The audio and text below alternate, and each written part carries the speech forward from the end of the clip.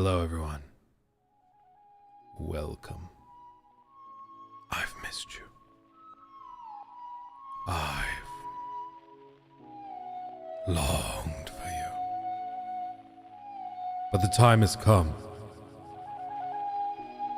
for us to be together again. Once more. Isn't that right, Wendy? Death to all of them. No, Wendy, wrong. Hi, everyone. How are you? How's everybody doing?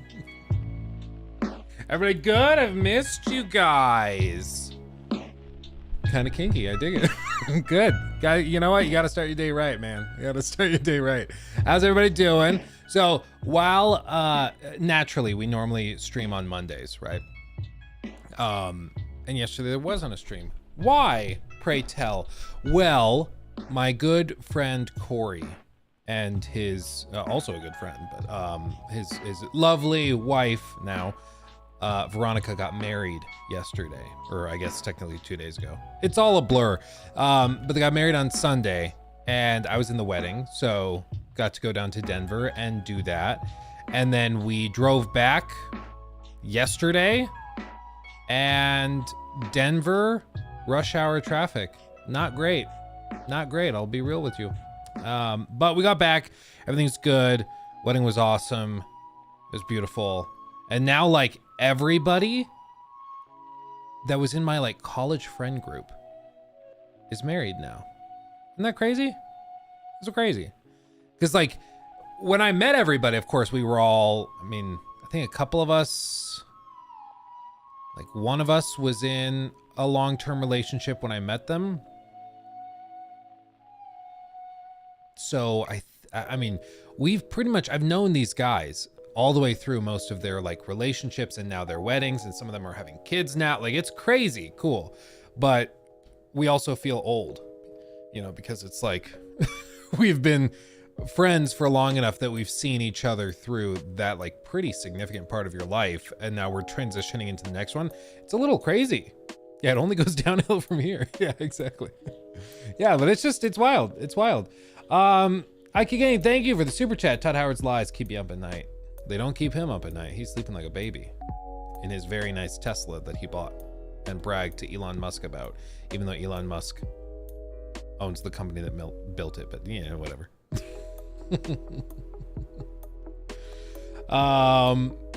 Yeah, no, it's all a thing. Post-wedding hangover, we get it. Yeah, no, the wedding was very, very good. They did have an open bar, which was awesome. The food was unbelievably good.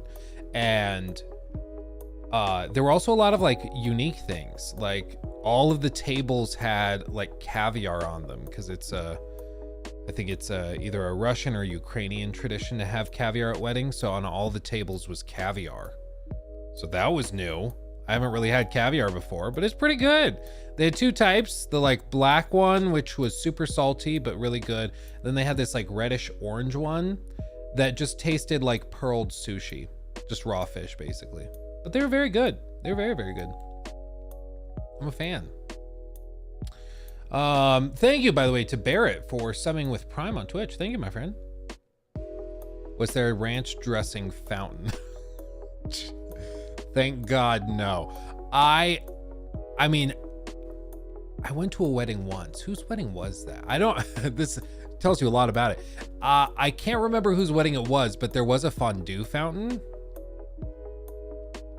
And that was pretty cool. That was pretty cool. I can't remember whose wedding it was. So obviously, like, the fondue fountain stole the show. But it was very, very good. It was very good. I like fondue. It's also like post-COVID, it's probably like one of the worst things you could do, because I imagine a fondue fountain has to be one of the most unsanitary things you could possibly have, right? Especially if there's like double dipper types, which like there are always going to be older like guys and gals there that are like, oh no, it's fine, and they stick their breadstick into it, you know? It's worth it though. I love fondue. You can't double dip the chip. Yeah. Joe, good to see you. Just Hoop Joe. Glad you made it live. What did it do? It just... Oh, I see. Yokes. Thank you, my friend. 26 months. Oh, baby. What up? What up, my friend? Not much. I'm recovering. The whole thing, the weekend was great and beautiful. Weather ended up being really, really good. It was just a lovely, lovely weekend. But now it's back to reality. Whoop, there goes gravity. Oh, there's B Rabbit. I don't remember the words. It's been a while since I heard that song. Nearly 3 a.m. here in Australia. Gee, Lee.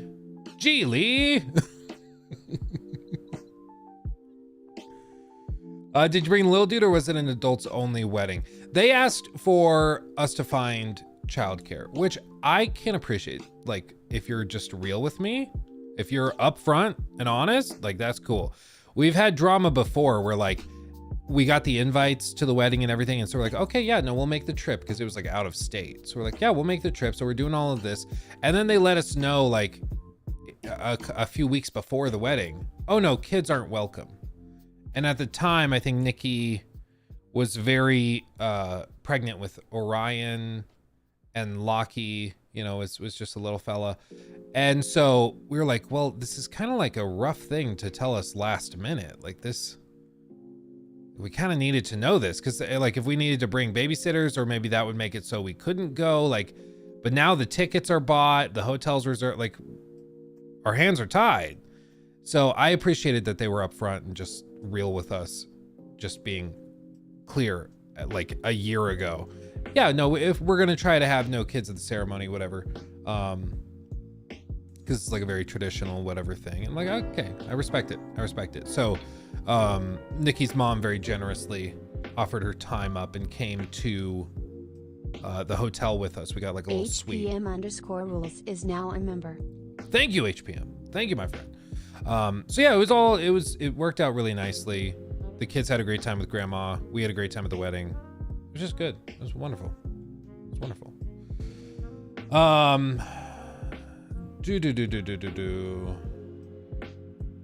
Let's see. Oh yeah, Jake, go get some coffee. Get some coffee, baby. It's one of those days, man. It's one of those days. We have a handful of things to talk about. There's also a game that launched today that I've been interested in, just thematically. So we'll talk about that a little bit. I think it's technically playable right now. So I guess we could boot it up later during that segment and actually show it. But we got some stuff to go through. Got some stuff to talk about. I'm sure other things will pop up as we go through it. Suicide Squad or what? Dude, I've been a good boy. I haven't like done a dedicated segment on Suicide Squad in a minute. But now that you mention that, I'm actually low-key interested what the player numbers are at now. Because I haven't checked it. I'm like a crack addict needing a fix. Oh, baby. Oof. Woof. Woof. That's rough. Man. This was season 1. What's another live service game from like a decade ago? What's a live service game from a decade ago? Well, does For Honor launch through Steam? I don't know if it does. Oh no. Okay, well, there's that. Warframe's huge though.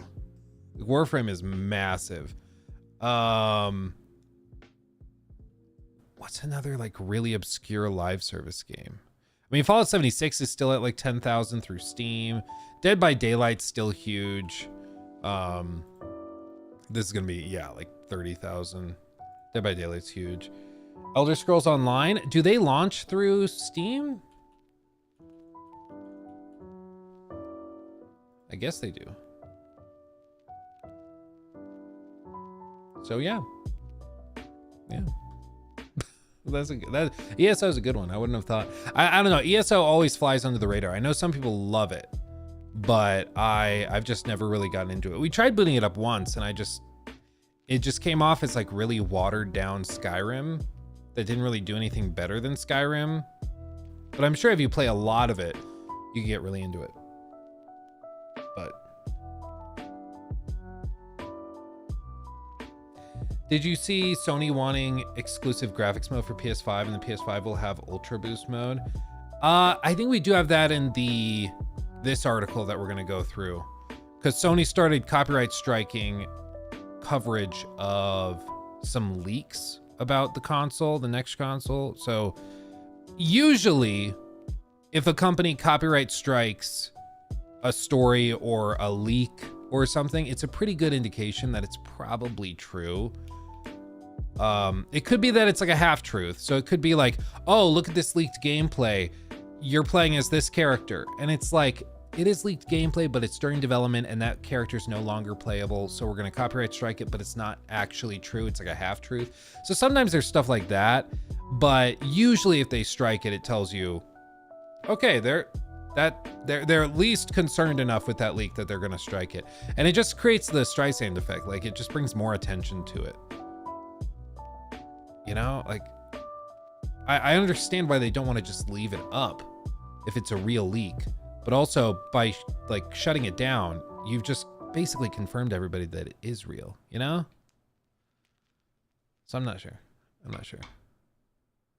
conflicted. Anthem?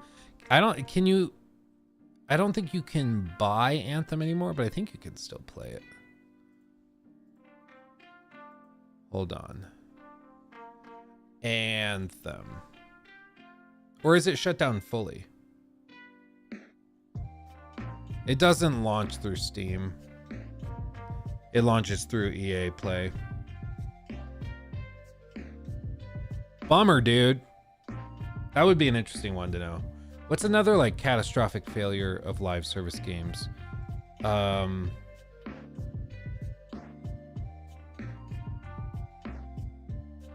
to think of any others that have just... I mean, Marvel's Avengers is like the go-to, but you can't buy Marvel's Avengers anymore.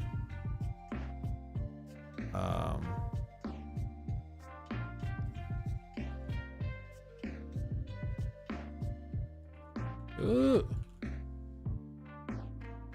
Is it just not listed at all? I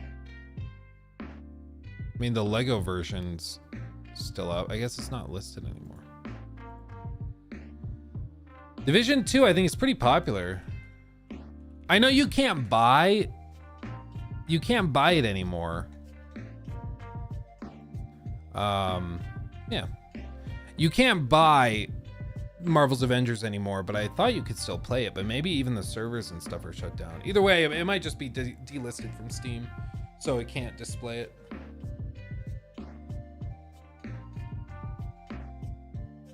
Halo Infinite,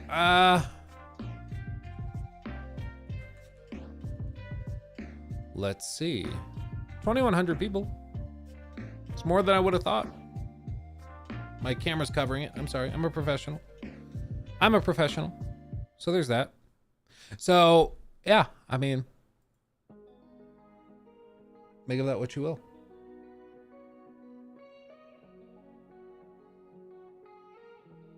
Lego games still slap, honestly. For me, they just started like trying to cram so much stuff in it that I just kind of lost focus on them. Cause like those OG Lego Star Wars games, oh, preem, awesome.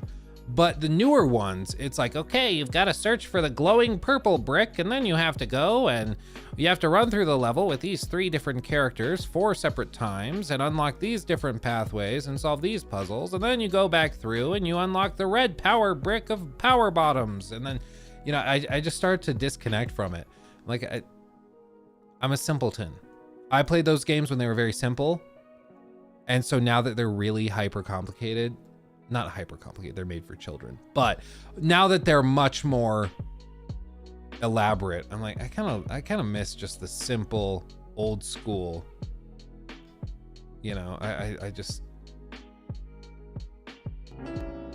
Marvel's Avengers has 150 in game, just found it. Okay, so the game you can't even buy is at half of the numbers that Suicide Squad is. Jade Lecomte is now a member. Jade, thank you, my friend. 7 months. Ooh, baby.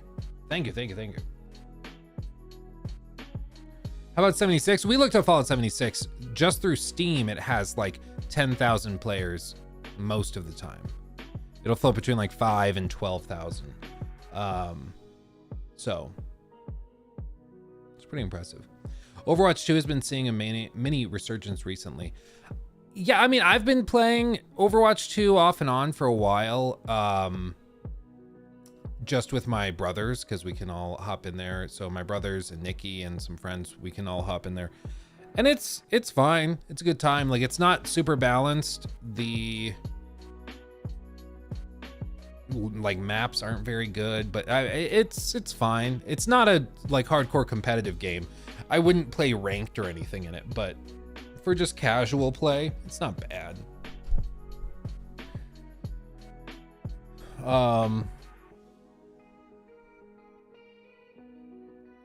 Luke, did you see how the next Tomb Raider game is allegedly going to fix the past mistakes of the classic games being too colonial, and instead of raiding tombs, Lara is now going to seek the truth? If you have an article on that, that would be interesting, because I haven't seen that article. I mean, if we're at the point now where like we can't even have tomb raiding in a game called Tomb Raider, what are we doing? Yeah, it's like, just why are you making Tomb Raider at that point? Just change it, rebrand it. Truth Seeker, I've come to go to tombs. And like, we all know Indiana Jones is a terrible archaeologist. We all know this. Like, you wouldn't hire him to go and excavate in the Valley of the Kings, okay? He's basically a treasure hunter, and that's kind of the whole theme of the story. Like, that's the whole thing. And I think everybody gets that. Like, he's not treating these monuments with a ton of utmost respect or like carefully cataloging things. And it's a point of discussion in the films too. And it's the same thing with like Tomb Raider. Nobody's claiming that she's like a super capable archaeologist doing things by the book, but it's just stupid. Oh man. I'm like, everybody was on the same page with this. We all know, but for some reason we're throwing a fit now. Like, what are we doing? Just dumb. Yeah, real quick, everybody, before we get into all this, I'll mention this because I see some people asking about it. So we'll do a quick little segment. By the way, Meowless, thank you for the £5 super chat. Hey Luke, I hope you do a video or react to the the KC2. KC2. I see that and I'm just like, yeah, Kingdom Come 2 or Kingdom Come Deliverance 2, because they're supposed to be releasing a trailer Thursday, I think. But if that's okay, that is what you're referencing. Okay. Yeah, I'm very excited for that. I will be talking about that. I don't know if I'll be able to stream during the reveal, but we'll do a segment on it. I just have a guy coming to like measure and figure out all the stuff for our floors, because I think I have to have all the floors in my house replaced. And so I have a guy coming to like measure and quote me on that. And so I'm not sure if he'll be done by the time we stream. I don't know. But Kingdom Come on a delivery, man. Yeah. We decided to take it in a different direction. Floor replacement, you eating good? The problem is that my cats have taken to clawing up the carpets and like peeing on stuff, which isn't great. They pee on the landing of the stairs to the basement. They did it in the last house and they do it here too. And I don't know why, but just the landing they will pee on. Even like their litter boxes, brand new, fresh. Their food is full, their water's full. They just like to pee in highly trafficked areas. And we asked the vet, we're like, does this mean they have like a urinary tract infection or something? Like, can we check them out? And they did like the little checkup thing and they're like, nope, sometimes they just like to pee in highly trafficked areas to mark their territory. I'm like, bro, can we not do that though? Like, I'll concede to the cats. This is their landing. I will not fight them over it. But Jesus, man, so anyway, if we get that redone, it's probably all redone with like cheaper laminate imitation wood flooring or whatever that they don't seem to want to pee on. And the other part of it is that in the part of the house, they did 2 layers of flooring. So they did like the original flooring and then they were like, ooh, we need to fix this up. So they just laid new flooring on top and didn't tear out the old stuff. And the problem with that is now we can't like get the dishwasher out because it's put underneath the lip of the flooring. So we have to take the flooring out to get the dishwasher out, or the dishwasher has to come out in pieces, which wouldn't be great. Or we have to remove the whole countertop and then remove the dishwasher. It's just dumb when it should be able to just slide out. But beyond that, we have, it's not installed properly. So if moisture or something spills, it gets between the layers of flooring instead of getting to the subfloor, which is like watertight and whatever sealant, whatever is there. It now can just sit between those two things. Yeah, it does have legs on the bottom. You can screw them up and slip it out. The problem is there's a full 1/2 inch of like extra flooring, and the legs, even when screwed like fully up so that it shrinks and shortens, even when those are fully like shortened, it still doesn't pull out. So we have to remove at least one layer of flooring, probably both, to get it out, which is very annoying. So I'm at this point, I'm like, let's just get a quote, see what we're dealing with, because quotes are free. I think the quote is like, I think I put $50 in, and then they get me a quote, and if I choose to go through with it, they put the $50 towards the install. So yeah, just piss on the cat's bed to mark your territory. Problem solved. Fight fire with fire. Yeah.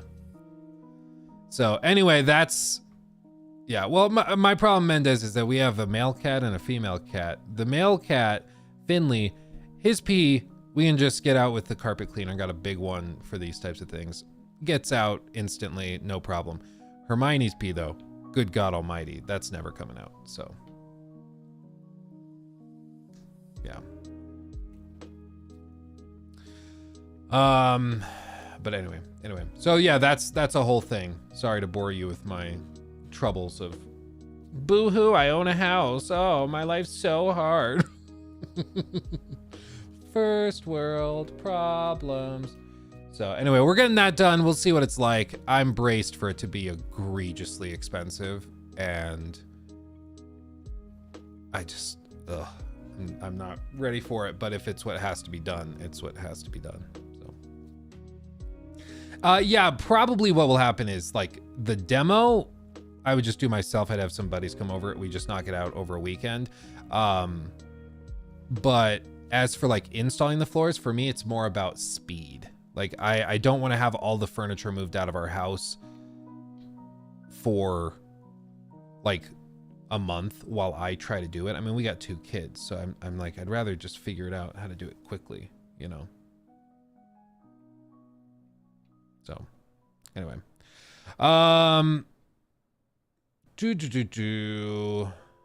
Manor Lords. Yeah, I'm watching that. I've got an eye on that. The removal's expensive. Yeah. So if you're saying the removal is where they'll get you, I'll probably do that on the cheap, because I mean, oh no, I screwed up the removal. I removed it too hard. Like, who cares?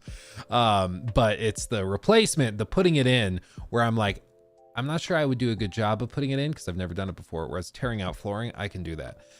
But the install, like, I want it to be done right, and I want it to be done fast. You know? Well, the problem with trim, Doses, is we just had all of the trim replaced in this house before we moved in, before like these problems with the floor became evident. And so because the flooring, there's 2 layers. When it's removed and it's down to 1 layer of flooring, as it should be, all of the trim will be a 1/4 inch off the floor. So all of the trim in the house, except probably the carpet should be fine. But all the carpet, or all of the trim in the hard floor areas where there's 2 layers, they're gonna have to take it all off and then reinstall it lower. And then we probably have to go around the whole house and paint that little 1/4 inch, 1/2 inch above the trim in order to cover up the old paint, because they just painted over where the trim was. There's just many things that are very annoying about this. Yeah.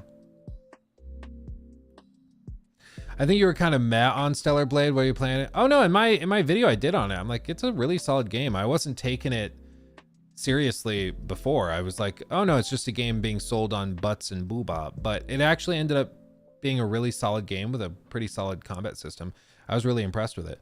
I don't know if I want to do more coverage of the game because God almighty, the incels came out in full force on that video. Like, there was one comment of a guy that got really upset that I said, yeah, and the big butts and the booba appealed to that monkey part of your brain that's just like, ooh, yeah, me make baby. Like, I was like, that, I didn't think that was like that controversial of a thing. But a guy was like, well, actually, I'm not a monkey. I was made in the image of my Lord and Savior. And just because I'm attracted to women with large buttocks, it's like, bro, calm down. Like, what? And there were many comments of incels like that were just like, okay. You're surprised when dude still wears Velcro shoes, kind of. Like, there were there were many comments kind of in that same vein of just like, well, you're acting like it's unreasonable for me to be attracted to a woman like this, and I don't think that that's fair. And it's like, nobody's saying all that. Like, what are you talking about? So they're going to complain about their game that they were really into not getting coverage, but this is why it doesn't get coverage, because nobody wants to put up with that insanity, you know? It's just, yeah, it was just so funny. It was so funny. Those guys don't live in the real world. Yeah, I mean, I think that he's literally just sitting in, like, if you know who the White Bowser is, I think it's those types of guys. Like, it's that kind of guy. And then they complain when YouTubers don't cover these games. And it's like, yeah, because we don't want to deal with you guys. We might like the game. We might play it on our own. But we just don't want to be associated with you guys that are like that crazy, you know? So, yeah, I don't know. I don't typically read a lot of comments on the videos anymore because, one, I can't really keep up with them. And two, I tend to get a better pulse on what like everybody thinks of videos from streams and from broader interactions through other means. But sometimes I see those comments and I just die laughing. They're pretty funny. Like the guy that said I was turning too woke because my fingernail was black, and he's like, wow, Luke's painting his fingernails now. He's gone full woke. I'm like, bro, I smashed it in a car door and the fingernail's falling off. What are you talking about? It's just so stupid. Yeah, the nail is still there, by the way. It's close. It's close. We're getting there. Yeah. Okay, let's do a quick little shout out to the stream sponsor, and then we'll get into some topics, okay? We're going to talk a lot about Star Wars Outlaws today because we got lots to talk about. We're just going to be real. Real quick, let me post this. This should work. Should pull it for both. Let's see if it works. Never actually tried putting it through this way. Maybe. Maybe.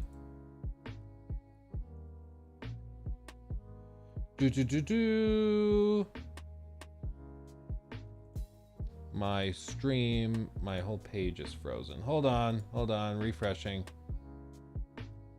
Please hold, please hold. Yeah, why is it stalling out now? We're still connected, right? You guys can still see the stream and everything. For some reason, all my pages are just frozen. I don't know. Okay, anyway. Stimara. That's the command. Let's see. It should pull the links. Voila. Maybe there we go. There we go. Okay. And then this one. There we go. Okay, so in case you guys missed Friday, you guys have seen me playing around with these for like weeks. They send them to me and we're like, hey, do you want to just try them, see if you like them before we talk about any sort of like collaboration or anything? And I was like, sure, yeah, send me free stuff. I'm not gonna be mad at that. And they've been my fidget toy for my ADHD. brain that likes to do things with my fingers all the time. They've been a great comfort, and I've used them in videos, streams, all over the place. This particular set is the Series 2 Quiet Edition, as you can see here. And they're just quiet. They're made of a plastic that absorbs sound a little bit better, so they're not really loud if you're working in an office or something, or on a stream or a video, and you just want something to keep your hands busy, and that is kind of fun to play around with. You know, tickle that part of your brain that wants that sort of physical stimulation while you're mentally working on other things.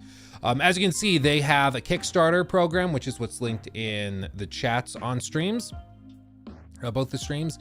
And at this point, they were initially only looking to raise $12,000. They've raised $357,000. Over the weekend, it's gone up by tens of thousands of dollars. Like they're doing quite well. And they have a bunch of stretch goals. If you choose to back the project now, not only will you get it as part of your pledge to support it, but also, as you can see, they have stretch goals. As they reach different tiers of support, new colors will be unlocked. And if they get all the way to 550, by the time the whole campaign ends, they'll actually do a glow in the dark variant. So if you're interested, links in the chats. You can also use the command !Stimara in the chat at any time, and it'll link it.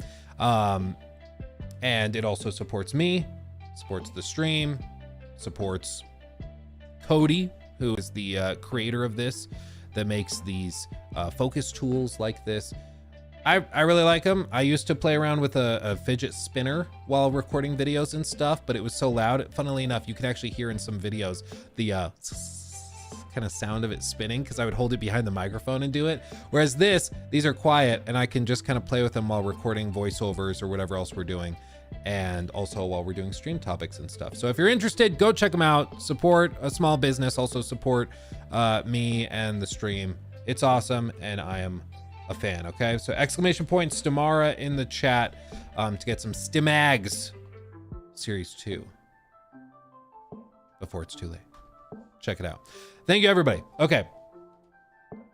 Yeah. You can also see in the title of the stream the command. Okay. Bite size. Hold on. Let me turn. Hold on. I have a sound bite for this. Bite size Cobra Vids. Thank you for the super chat. Better not go live, boy. Respect my homeboy. That's most definitely what's up. That is most definitely what's up. Thank you for the 420. Appreciate you, my friend. Love your stuff. That's so funny. And Patrick also, thank you for the super chat. Can you watch a video from Mystic about the PS5 Pro video? Very informative. I actually have an article pulled up on the PS5 Pro stuff, so we're actually going to talk about that. It's going to be like a whole thing. Is Twitch's chat stalling out? Here, let me copy it over manually, and then I'll fix the command. Okay? We'll do this. We'll do it live. There. And I'll check Nightbot while we do that. There you go. Am I sponsored for my headset? Not currently. I have done a deal with Astro in the past, but we're not currently working together. But yeah, I mean, this headset is a Sennheiser 600 HD 600. I can never remember if there's an S in it or not, but it's a very good headset. You got to have a dedicated microphone amplifier though. It's not really something you're going to just plug in and get working. So you kind of have to juggle that, but they're very, very nice. I also have my Astro A50S's over there that I've had for like 6-7 years or whatever it's been. I've had them forever. And I love them. But it's also, I mean, they've just gotten worn out a bit. Which, I mean, you'd expect. I've used them for how many hundreds of hours. Like, it's crazy. I've used those headsets for ever. They were a birthday present years and years ago. I can't even remember how long ago that was, but it's been a while. Oh yeah, for some reason the toggle on the thing on Twitch turned off. So I have that turned back on.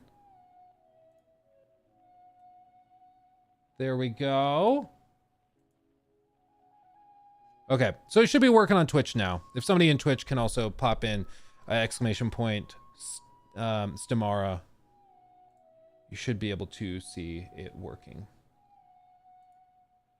Okay. Okay, are these open back? Yes, these are open back. Yeah.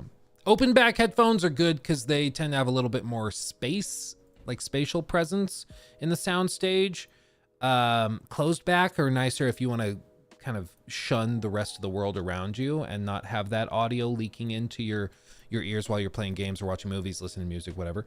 So closed back are good for that, but they tend to have a much more limited sound stage. If you want a very open, where like you close your eyes and in a well-mastered piece, you can hear the different instruments around the room. If you want that, you got to go open back. But you do need to consider like other people in the room will be able to hear what you're listening to, because a lot of the sound kind of spills out.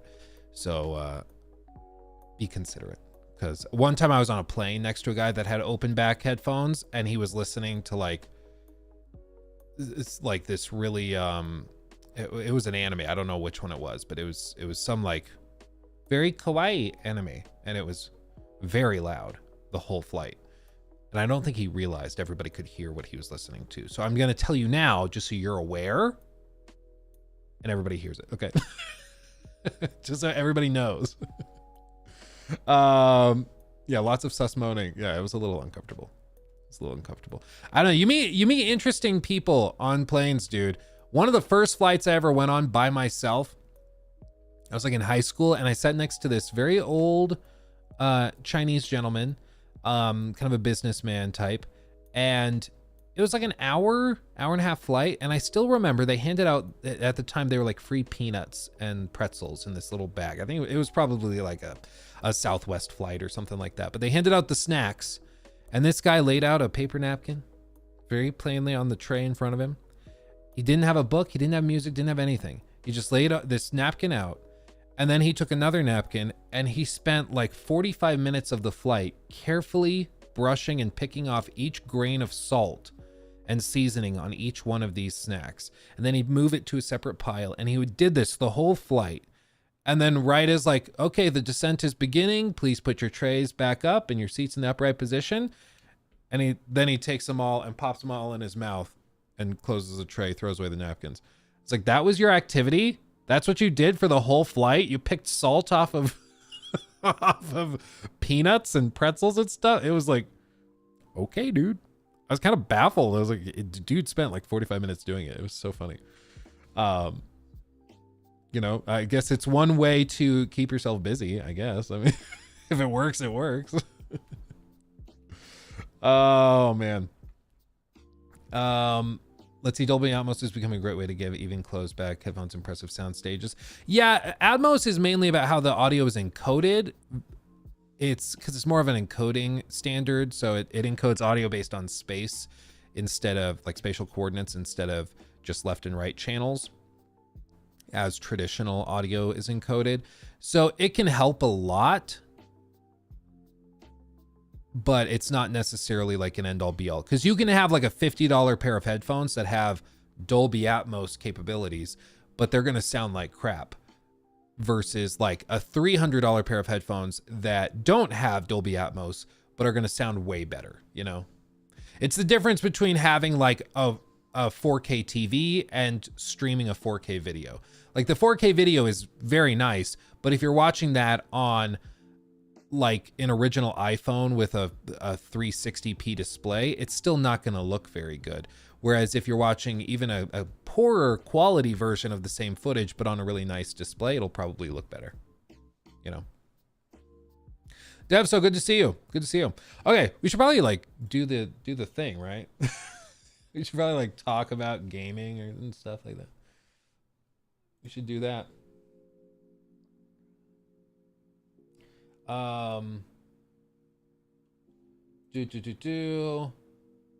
It's It's okay. I'm still fangirling a little bit that Bite Size came by. That's cool. I'm going to tell my brothers. They're going to be super jealous that Bite Size Cobra Vids came over. That's fun. Anyway, so here we go. Let's talk about this. So Star Wars Outlaws has been sort of a topic of conversation for the last couple of weeks. It's been on a lot of people's minds, mainly because there's not a lot of other stuff to talk about, so that's a bit of a thing. But also because Ubisoft, in an age where certain things are becoming more and more, I think, distasteful, they don't really change a lot of things. They stick to their guns. They're going to keep doing what they're doing.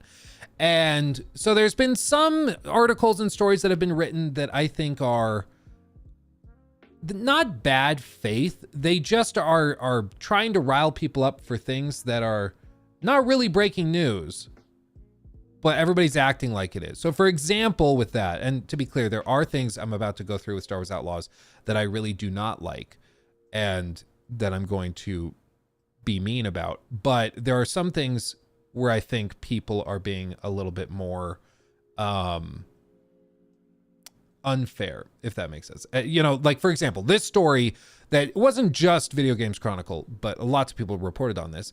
And it's because it is factually true. It is factually true that the physical version of Star Wars Outlaws on the boxes that you can see on GameStop and Best Buy in the US, and I'm sure on other places elsewhere in the world, they say you will have to have an internet connection to install the game. It's going to be required. And this story went around, made the rounds, and it's like, oh my God, look, this is unbelievable. So they're selling you a physical copy that you can't even get physically. I acknowledge and I fully grant that it is hilarious that you can buy a physical version of a game and it doesn't come with a physical copy of the game. That's really funny and very stupid.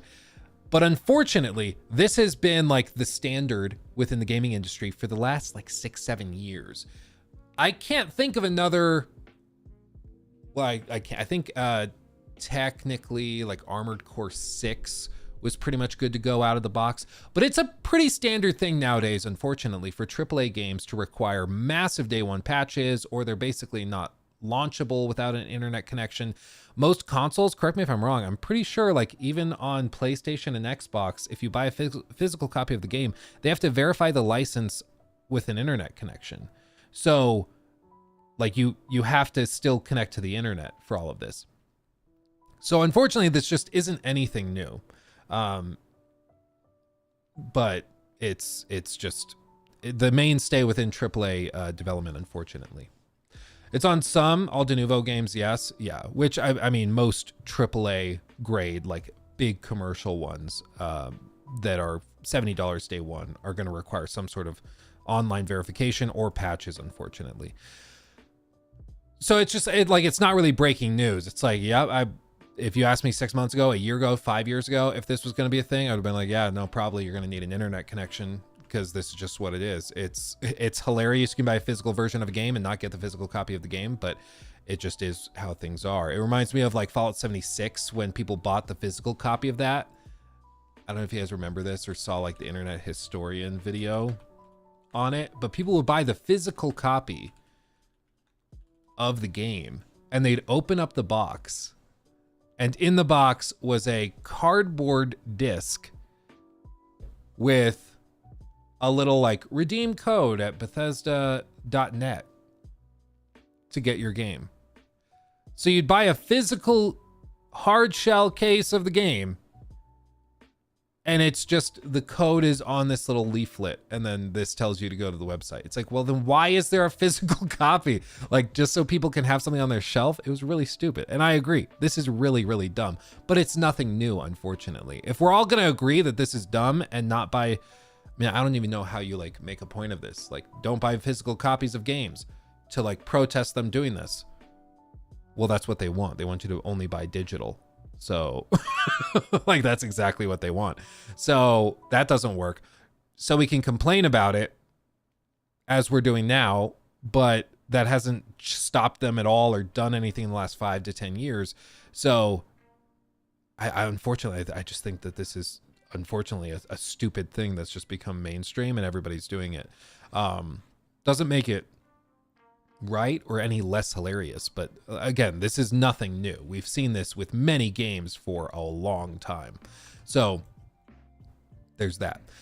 Beyond this, though, there are stories with regards to Star Wars Outlaws that I do think are very, very fair to point out and to be very frustrated by. And that has to do with exclusivity. Okay, I detest exclusive quests and missions in games like Hogwarts Legacy. The fact that Hogwarts Legacy has, in my opinion, the best side quest in the entire game locked to PlayStation 5 is ridiculous. I think that's so stupid that you create two classes of players, the ones that have a PS5, played it there, that got to experience this awesome quest, which is like horror inspired, and then you also get your own shop in Hogsmeade. It's super, super cool. But if you play on any other platform, even though you paid the same amount, you just don't get that. It's dumb. It's dumb. And it's something that PlayStation did, where they bought that quest basically as an exclusive for PlayStation 5 gamers. It's something Sony has done a lot. And I think blame goes both ways for Avalanche and Warner Brothers allowing that, but also it also lands at Sony's feet for paying for that exclusivity. I understand they're trying to make their platform more valuable and more alluring, and I think it did work. A lot of people played it on PS5 just for that quest, which is why I'm like, this just kind of sucks. Like, do you want to create a bidding war where every platform starts bidding for exclusive quests? Like, what if they do that for something that everybody wants to play together, like a GTA 6 or something? Like, imagine if Xbox buys 5 exclusive quests and missions in GTA 6, and then PlayStation buys 5 or 6, and then I don't know, like is Amazon still doing that Luna thing, the game streaming, cloud streaming thing? Like, imagine they pay for some exclusive quests. Like, it's just dumb. It's stupid. We should, if you're paying the same amount, you should get the same game, in my opinion. That's my view. So we've seen things like that happen. And then there's other tiers of this where certain quests and missions will be locked behind different tiers of games. So if you pre-order, you get an exclusive mission, or if you buy this like really high-end version of the game, you get this mission or that mission. I don't like that. I really don't.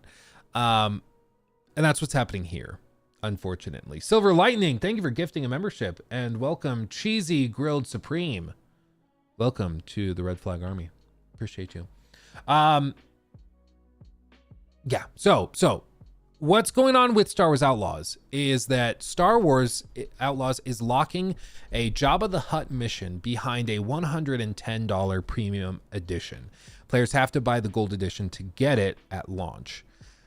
They describe this on the website. The game season pass will include 2 additional narrative expansions coming after launch, as well as additional cosmetic items. However, it will also include a day 1 exclusive mission with Jabba called Jabba's Gambit.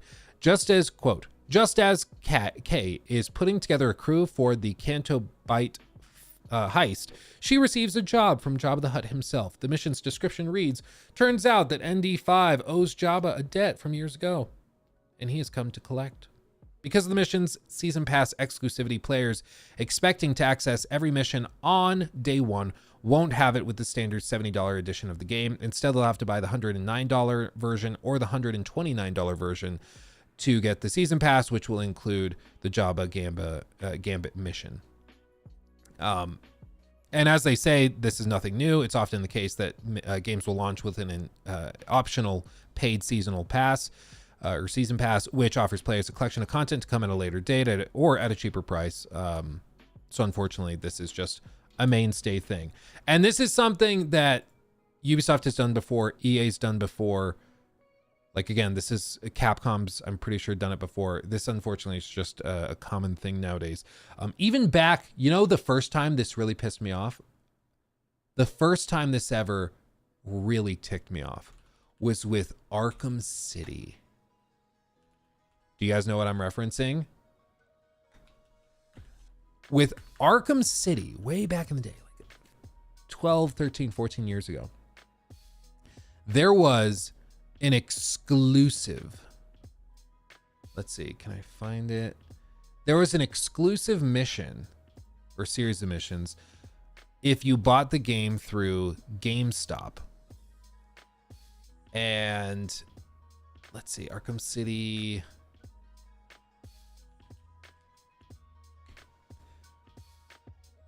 Is there? I don't see the original box art for it.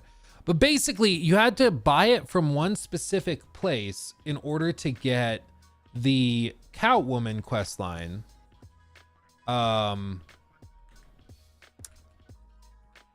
And if you didn't buy it from there, you just couldn't get it. Let's see.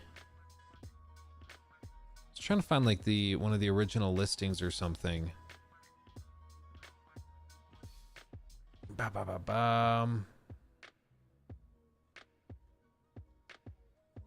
Maybe if I just look up like the Arkham City Wikipedia, it'll outline it. Maybe that's the best way to do it. Downloadable content. Nightwing pack, Harley Quinn's Revenge. Yeah, so new purchase of the game for Xbox 360 and PS3 were provided with a unique code that unlocks the Catwoman DLC, enabling a series of missions for Catwoman with unique weapons and moves.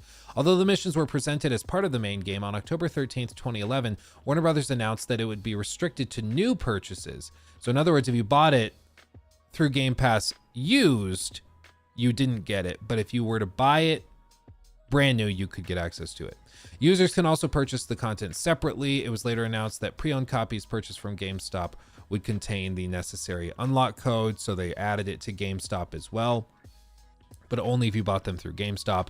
And a Warner Brothers rep confirmed that playing as Catwoman would not be required to complete the game. Can you imagine if they're like, yeah, you can't beat the game unless you buy it new? It also contains alternative skins for it, blah, blah, blah. It also, the PC version contains the DLC requiring no downloads or further stuff to install it, which basically all of this was because back in 2011, secondhand game sales were still very, very big. So the idea was that they didn't want you to be purchasing the game from like your buddy for $5 or $10, because then Warner Brothers doesn't make a penny off of that. And so they made this Catwoman thing exclusive to buying it through an authorized partner like GameStop, or buying it brand new, in which case they could give you a code to access it. So it was a roundabout way to basically try to ban secondhand sales, which sucks. That just blows. So unfortunately, again, exclusive content done in ways to try and get more money out of you in one way or another. This is nothing new. I think it's still important to raise awareness of it just so people see it, because it is easy for us to grow numb to it. So I'm not saying like we shouldn't talk about it. We absolutely should. I'm just pointing out, like, unfortunately, this has been a thing in the gaming industry for a long time, of different companies trying different ways to force you into spending more money. But what is particularly frustrating with all of this is that Star Wars Outlaws, they released this story trailer, and in this story trailer they show, I'm pretty sure, this mission that's exclusive. Like, they have this clip of Kay speaking to Jabba right here, and it could be the case that this is just there's a few missions with Jabba and that's it. There's like one small mission that you only get access to if you have pre-ordered the Ultra Deluxe version. But my guess would be that this is probably exclusive in one way or another. Maybe there's a cutscene or something like this that plays out. But in previous Ubisoft games, when they've done this type of thing, the way it works is that it's usually extremely anemic. Like AC Origins, let's see if I can find the original like advertised thing. Yeah, Assassin's Creed Origins. Yeah, so you see, if you got the deluxe pre-order version, you could get Secrets of the Pyramid, which was a mission that was exclusive, okay? So you had to do that in order to get access to this mission that they have outlined there. So, Secrets of the First Pyramids. So it was a really cool thing, and it's like, if you didn't pre-order it, you just wouldn't get access to that mission. It ended up being, I think, $5 if you wanted to buy it separately. But this mission was one of the most like hilariously lame things. Like, all told, it took like 15 minutes to get through. This is the full mission playthrough. It's like he flies over, locates the target, rides over to where it was. Loading. I don't know why it's struggling today. You talk to a guy, and then he's like, yeah, go get an artifact. So you ride over to the pyramid, you go in, there's like a little encampment you fight through, and then you climb inside the pyramid, you get an artifact, and then the quest is over. Like, it was just a hilariously lame mission. But it was the big exclusive thing, you know. There was nothing that shocking, unfortunately, or perhaps fortunately, about the mission. It was like, okay, this was probably one of the more boring quests that they locked behind exclusive pre-order access, right? So my hope is it's something similar with this, where it's like, yeah, there is an exclusive thing. If you pre-order a deluxe edition of the game, and it kind of sucks and it's not really worth doing, but if you really care, you can do that. You know, that's at least what it's been like in the past. Does that make it better? I don't think so. I don't think that you should have day one content locked behind paywalls.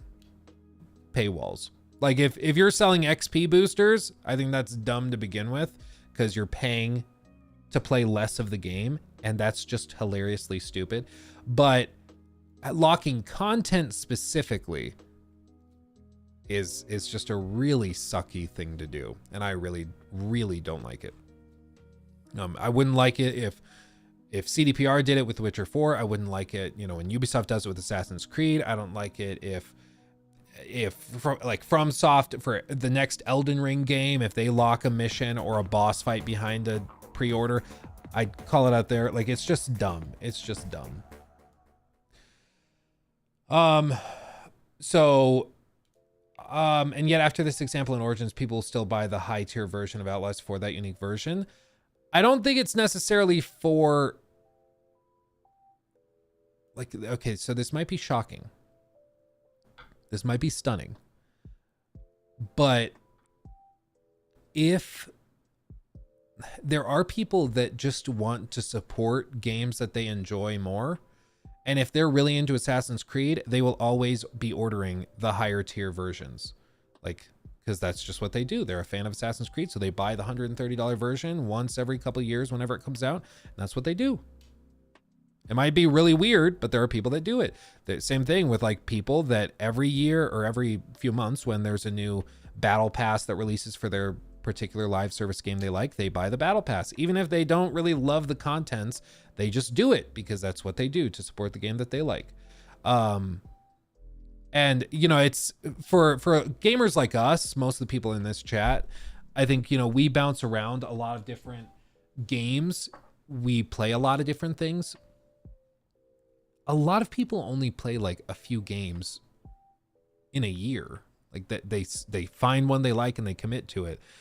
And so I think, like, one of my buddies, he plays like 2, maybe 3 games a year, but he'll put hundreds and hundreds of hours into them. And when he's doing it, he's like, yeah, I want to support the game that I really like. So he spends the same amount of money as somebody that's playing a lot of games, but he's just pouring that money into one game. Whether it's through battle passes or whatever else it might be, with expansions that are $20 a pop or whatever it might be. And I think a lot of people play like that. You know, and that's why they offer these editions, is because people buy them. You know, if these things had sold like 5 copies, it wouldn't be worth the trouble to go and the negative PR with all this stuff. You would just not bother. But a lot of people will go to the trouble of doing it. The other piece of this is that when you have deluxe, gold, premium, whatever editions, and they go on sale, like the upgraded versions, if I can pull up the actual like Star Wars Outlaws website.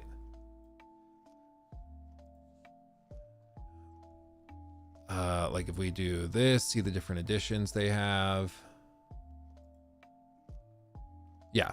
So with this, if they have to take the game and they put it on like a 50% sale or something,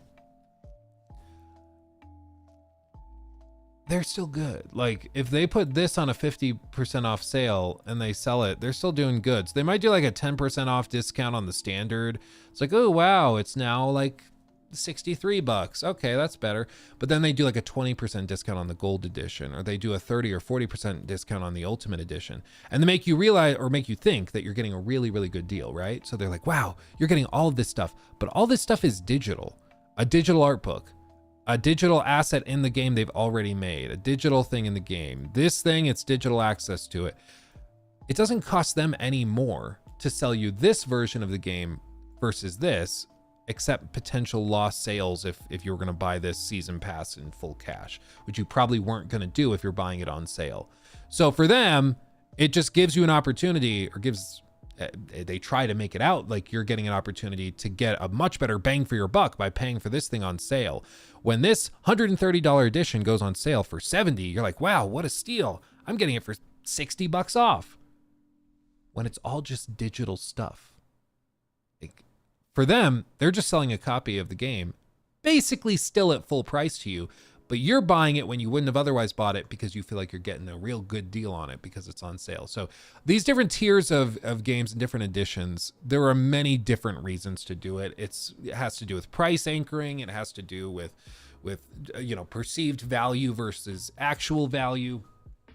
They try to do the thing with early access. So if you're really interested in the game's story and you don't want things spoiled, then you jump on that, and you better believe there's going to be a lot of people doing that. So my prediction for months has been that I think early access is only going to become more and more common, especially as subscriptions become more common. We saw that with Starfield, where Starfield was of course included in Game Pass, but if you wanted the 5-day or whatever early access it was another like $35 upgrade, and people bought it. People bought the upgrade to play it early because they didn't want to miss out. It's just straight up FOMO.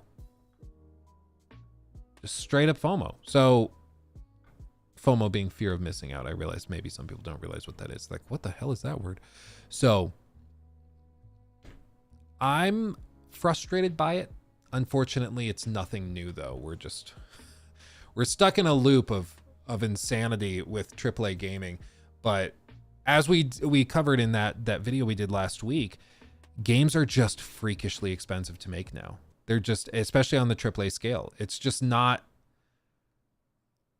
the math doesn't math anymore. The Witcher 3 comes out, takes the world by storm, sells like crazy, and it cost $80 million to make. Whereas today, $80 million, granted inflation, blah, blah, blah, but $80 million was what it cost to make Immortals of Avium. So just a handful of years later, less than a decade later, that same money builds Immortals of Avium versus The Witcher 3. And I mean, the next Witcher game is going to cost a hell of a lot more than $80 million to make. So that's without marketing. That $80 million is no marketing. That's just the game's development. But it's the same thing. We also did that long segment on how, people are like, well, but how does From Software manage to do it? Because they make really big, really good games, and they're not doing all of this stuff. And then we looked up the average salary and income for From Software developers, and it is well below the standard salary for software engineers in Japan, like even within Tokyo in the same city. And employees at From Software have commonly and very well known, they've come out and spoken out about poor compensation and stuff and all that, because they're like, oh, we're kind of working to the bone to put these games out that are very well received, but we're working to the bone and we don't see much of a kickback. So Capcom comes out, or not Capcom, Bandai Namco comes out and increases their pay on those projects by the equivalent of about $200 to $400, depending on the conversion rate on the given day, per month.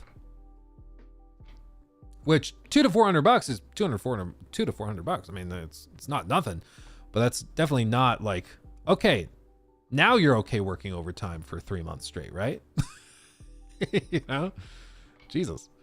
Helldivers 2 is 50 to 100. I'm assuming $1 million, apparently. Still $40 though. Yeah, and I mean, the thing with Helldivers though, and this is the danger with with pointing to games like an Elden Ring or Witcher 3 or whatever, or anything Rockstar touches, is just that these are exceptionally successful games. And you have to think about that word, exception. All. It's because it breaks from the trend. It breaks from the rule. The rule is, if you have a game that cost hundreds of millions of dollars to make and you release it at less than full price, even if it sells decently well, you have to sell 10 million copies or 8 million copies to break even. So it just doesn't work. With Helldivers 2, they're of course subsidized by Sony, so it's less about immediate profitability and more about adding value to the platform. But Helldivers 2 ended up blowing up in an exceptional way, but it was just that, an exception to the rule.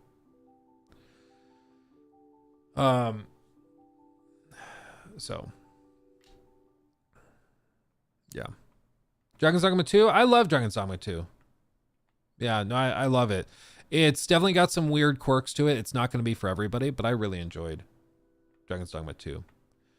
Oh yeah, the Donkey video back. Was it the Suicide Squad video? I don't remember which one it was, but I did see that we got in a Donkey video. I think we watched it on stream. I don't know if he did one recently. I haven't seen a recent one. But let's see.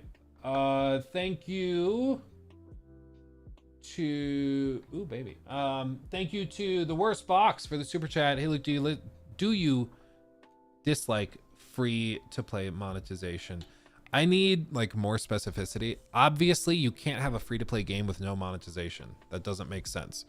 Even you could be like, oh well, but mobile games have ads and stuff in them that can usually do that, and they have gotcha mechanics usually, but like even if they just have ads, that's still monetization. So every game needs some monetization. There's no such thing as just a free game, you know, beyond like open source stuff. So, you know, I'm happy if these companies can make a profit making good games, but hopefully you'd hope that those two things go hand in hand. You make a good game, you make a profit. You make a bad game, you don't make a profit. And that generally holds true, but there's also a lot of cases where bad games make stupid amounts of money, just outrageous amounts of money. Like we covered that story of Monopoly Go. Spends, let me pull this up because this like broke my brain.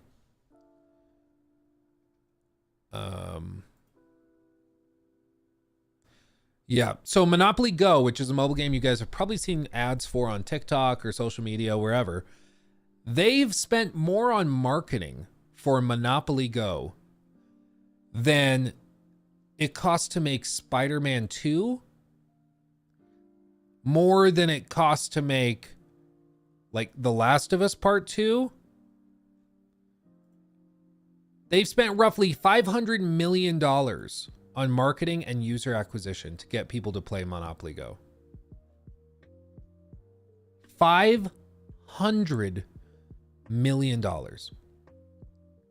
And since then, the co-CEO of Scopely has revealed that Monopoly Go has made $1.57 billion.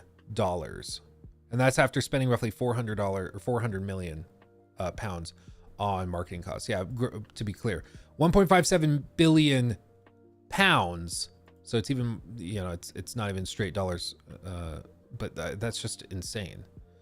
The free-to-play mobile game came out in April of 2023 and had made $1 billion in revenue by November. That number has ballooned to $2 billion, or 1.57 billion, this week, which was mid-March of 2024. That's insane. And if you've never seen it, like Monopoly Go has one of the most laughable like gameplay systems of any game I've ever seen. Like we actually pulled up a video of the gameplay and it's like, what even is this supposed to be? Like, it's just the most toxic. It's not even straight Monopoly. It's not even Monopoly. It's like a weird hybrid thing meant to try to force you to spend money. It's crazy.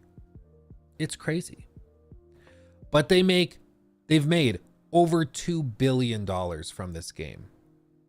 This game's revenue is higher than many countries' GDP. Many small countries, to be clear. But it's outrageous. It's outrageous. Okay. So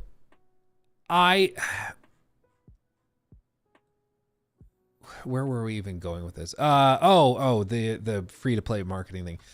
Monetization for games is a must. Like, you have to have games make money, and typically you'd hope that good games make the most money and bad games make the least money.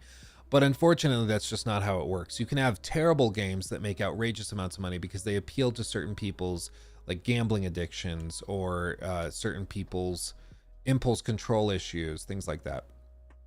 And that's unfortunately how companies like Scopely make the most money, is from and by taking advantage of people that have those difficulties and struggles. Because like the chart for the spend on these games, I forget where I saw it. I could probably dig around for it. But basically, like, if you imagine just the straight graph of this, if you might expect like the spending for most people to be around, like, if this is the axis, to be around similar levels. And as you get higher level, maybe your spend goes up a little bit, but you know, people are spending a little bit of money here and there. The actual graph is more like this. People spend no money, no money, no money, no money. And then as you get towards the high level players, it goes up like crazy. And that's because this group of players are known as whales, which just refers to, you know, old whalers and people that would hunt whales. Like, you only need one big sperm whale to be able to get the spermaceti to harvest and make ridiculous amounts of money, which is what they used to do. They were whaling ships that would go out and just look for one or two huge whales, and you know, one whale was enough to potentially make that whole trip profitable. You just needed one whale and the whole thing would work. It wasn't about volume, it was about quality, right? And with this, they're not interested in all players spending money. They're interested in the few whales that spend thousands. That's the whole thing. That's the whole thing. So, I'm not opposed to free-to-play games. I'm opposed to crappy free-to-play games that are toxic and that take advantage of people. And unfortunately, free-to-play games, for whatever reason, appeal to those groups of people that have trouble with that. Granted, there's still people that like will play sports games, for example. There's all those stories of people that play like those, they're not FIFA games anymore, but like FC games. And they will spend thousands of dollars on rosters and player cards and whatever, however those games work. So there's always horror stories like that and people that just burn ridiculous amounts of money on it.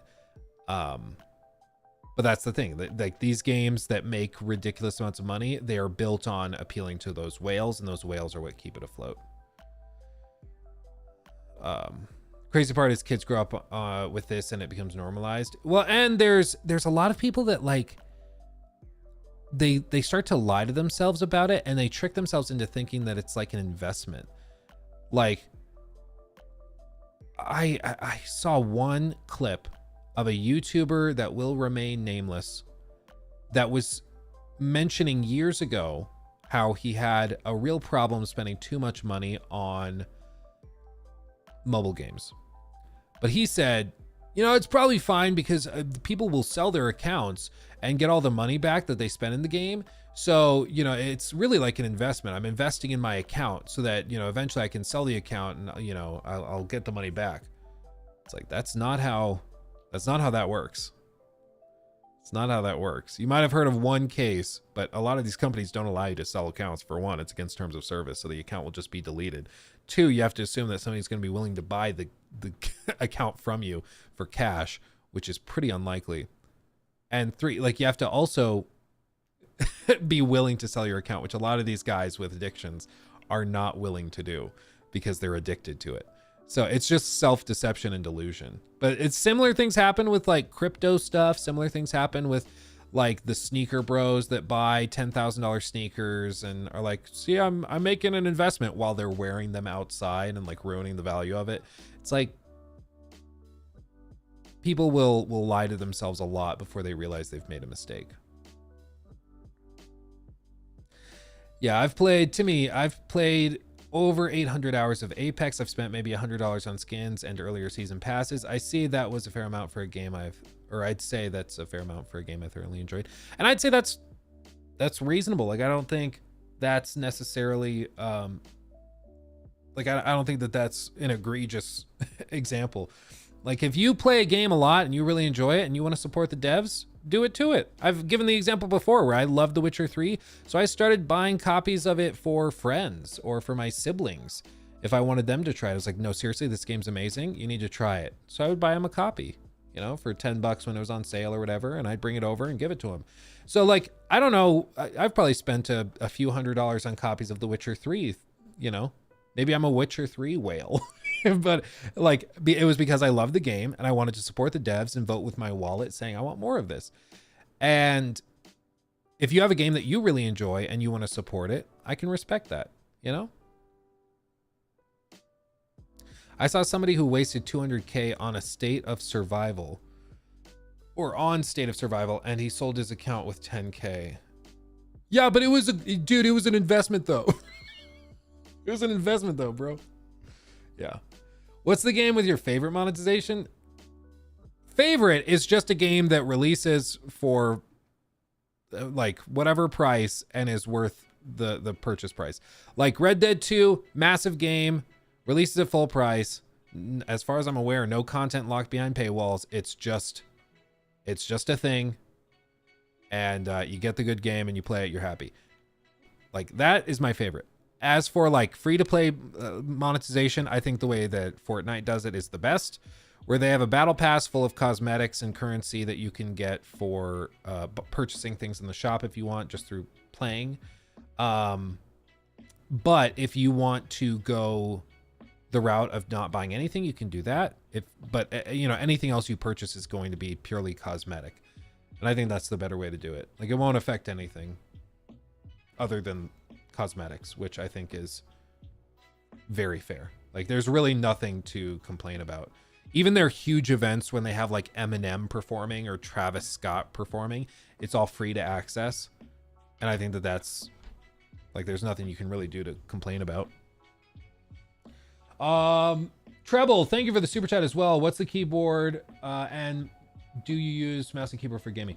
Yes, I do use mouse and keyboard for gaming pretty much for everything except like console exclusives. And the keyboard is a Keychron Q6. Keychron, so Keychron, Q as in Quasar 6. Very, very good keyboard. I think they're sold out currently. I keep recommending it to people and I feel bad because it's sold out.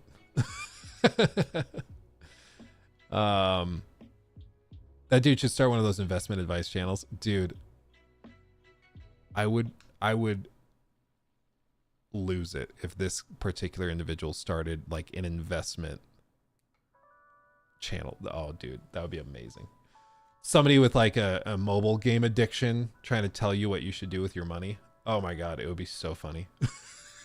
It would be so funny. Can you imagine if somebody did that? Yeah, and today I'm going to recommend that you put all of your money into this gacha game, okay?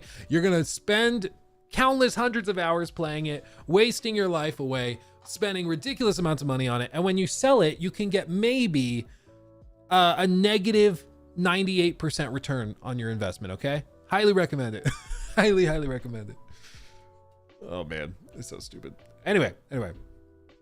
So there's that. Another one. Let's do this. What time is it? We're doing good. New segment. Okay, ready?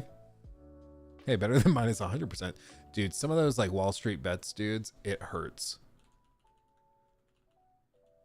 It hurts. Like, you see some people's returns and they're like, yeah, I'm not very good at this. it will blow your mind. Like, look at this. Look at this one. Okay. Then we'll get back to gaming, I swear. But just look at this.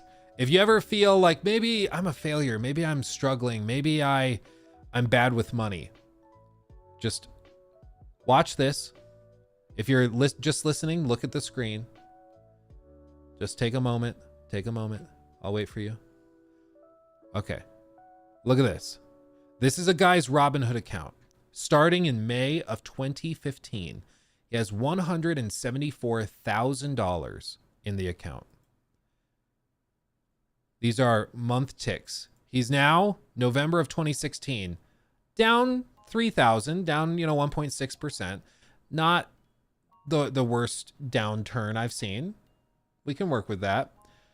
Down to 172,000. This is in line with like a typical rough market. 2016 was a pretty, well, this was right before the election, so maybe it was kind of rough at the time.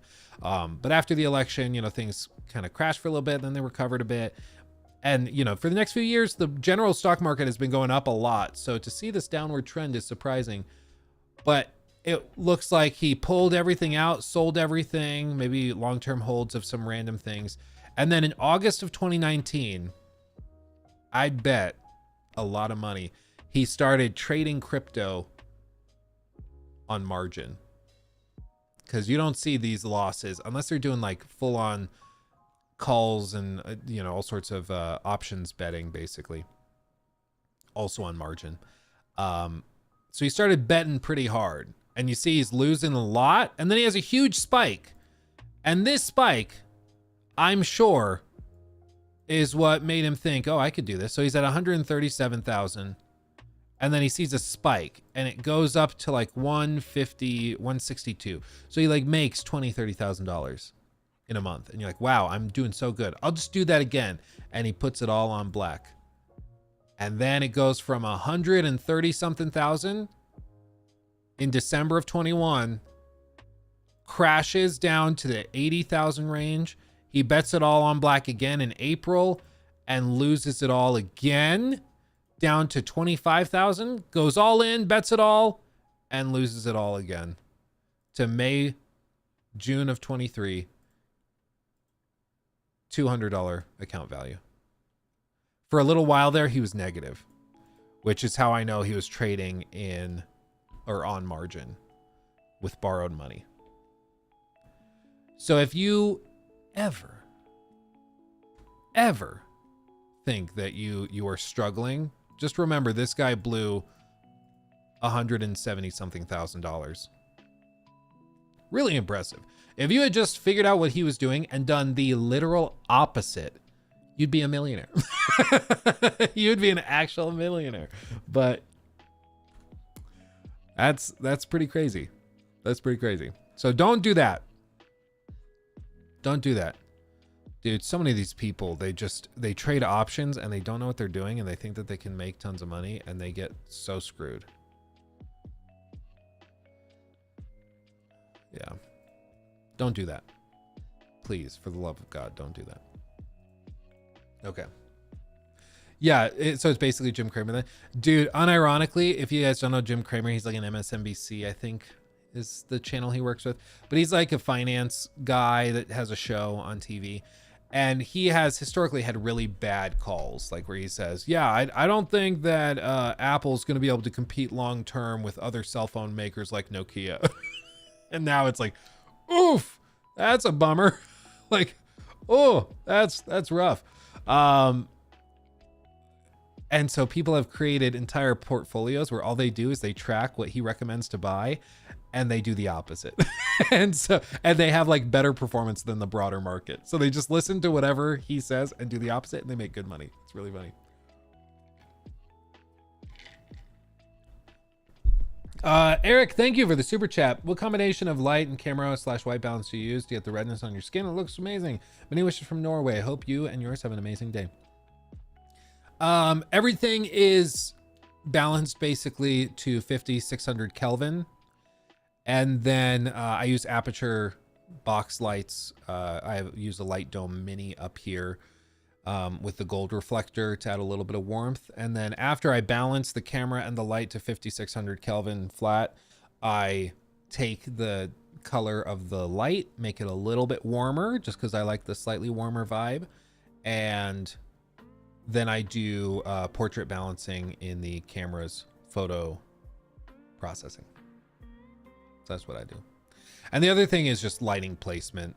I place the light here, so when I look at the camera, we have the Rembrandt lighting with the little triangle on the cheek. That's the whole point of what you do. So it's having a softbox with a honeycomb, having the color temperatures set correctly, and then having the light placed correctly is the main thing. Yeah. Eric donated 100 Norwegian kroner through Super Chat. What combination of light and camera? Just read that one. Balance. But as for the lights are apertures and just aperture whatever light, and I think it's the 100x for this one, and then the ones behind me are 100Ds, because I also have a light above the camera just out of range right up here that's shining down on my head. So I have that, and then the camera is a Sony Alpha FX30. That's awesome. I love the camera. It's expensive, but it's a very good camera. And whenever I've done collaborations with other YouTubers, they ask me how to get a similar setup, because they're like, I want that. That looks cool. Like Joe Raptor, actually, he was like, after we've done the podcast, I feel like my camera's not anywhere near good enough now. So like, how do I get your setup going? So I gave him the full rundown. So it's a whole thing. Okay, let's talk about a new segment. You guys didn't expect to hear Jojo Siwa on the stream today, did you? Look out, Jojo. There's a new player in town. So here's the deal. We talked a bit about Star Wars Outlaws crap with like exclusive missions being locked behind paywalls. Unfortunately, it's a mainstay in the industry. Lots of companies do it, including Ubisoft. They've been doing it for years. It's nothing new.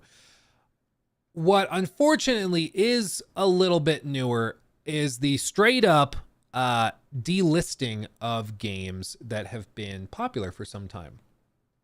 It's really, really unfortunate.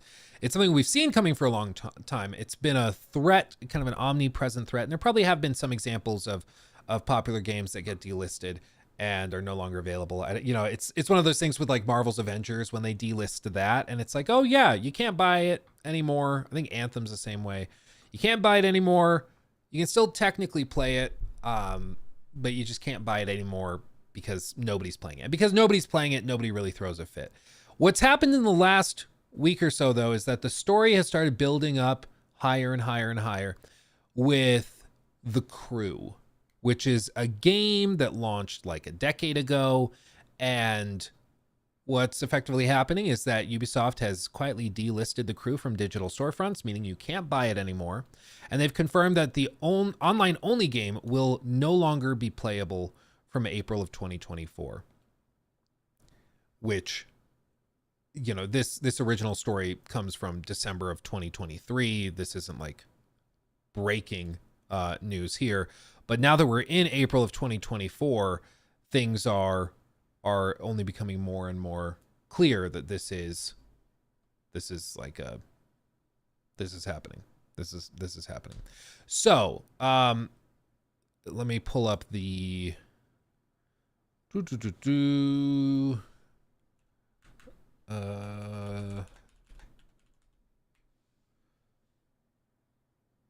let's see. Yeah, so it's gotten... Yeah, this TechSpot article looks good.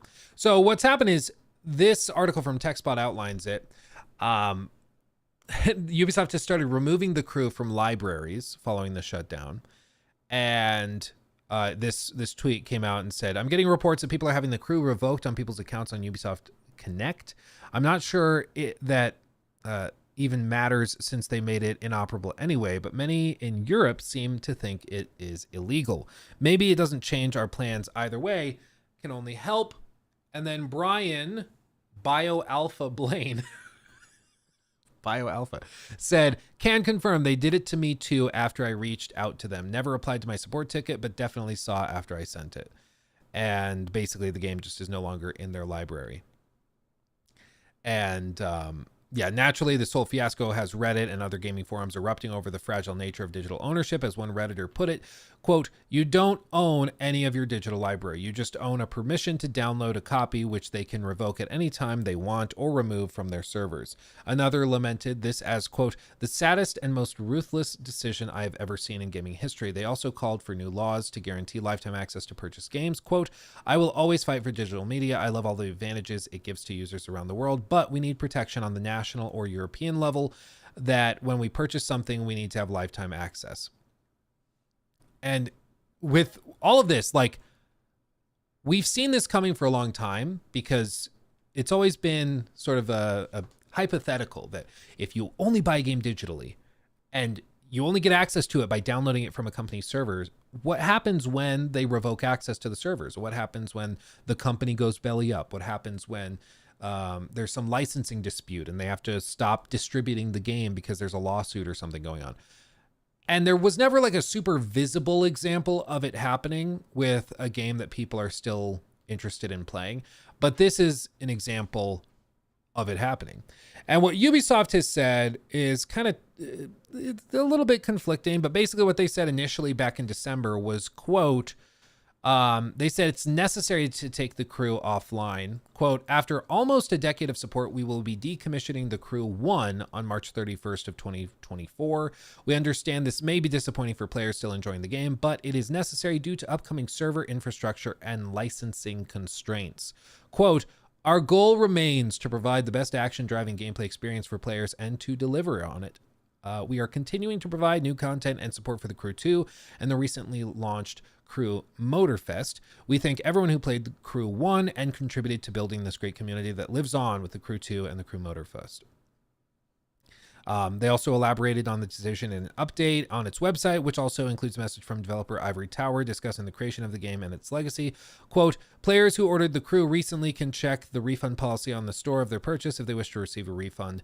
The publisher said the Ubisoft Store refund policy can be found here, basically saying if you bought it recently, you could get a refund, but if you bought it a while ago, you're just kind of out of luck.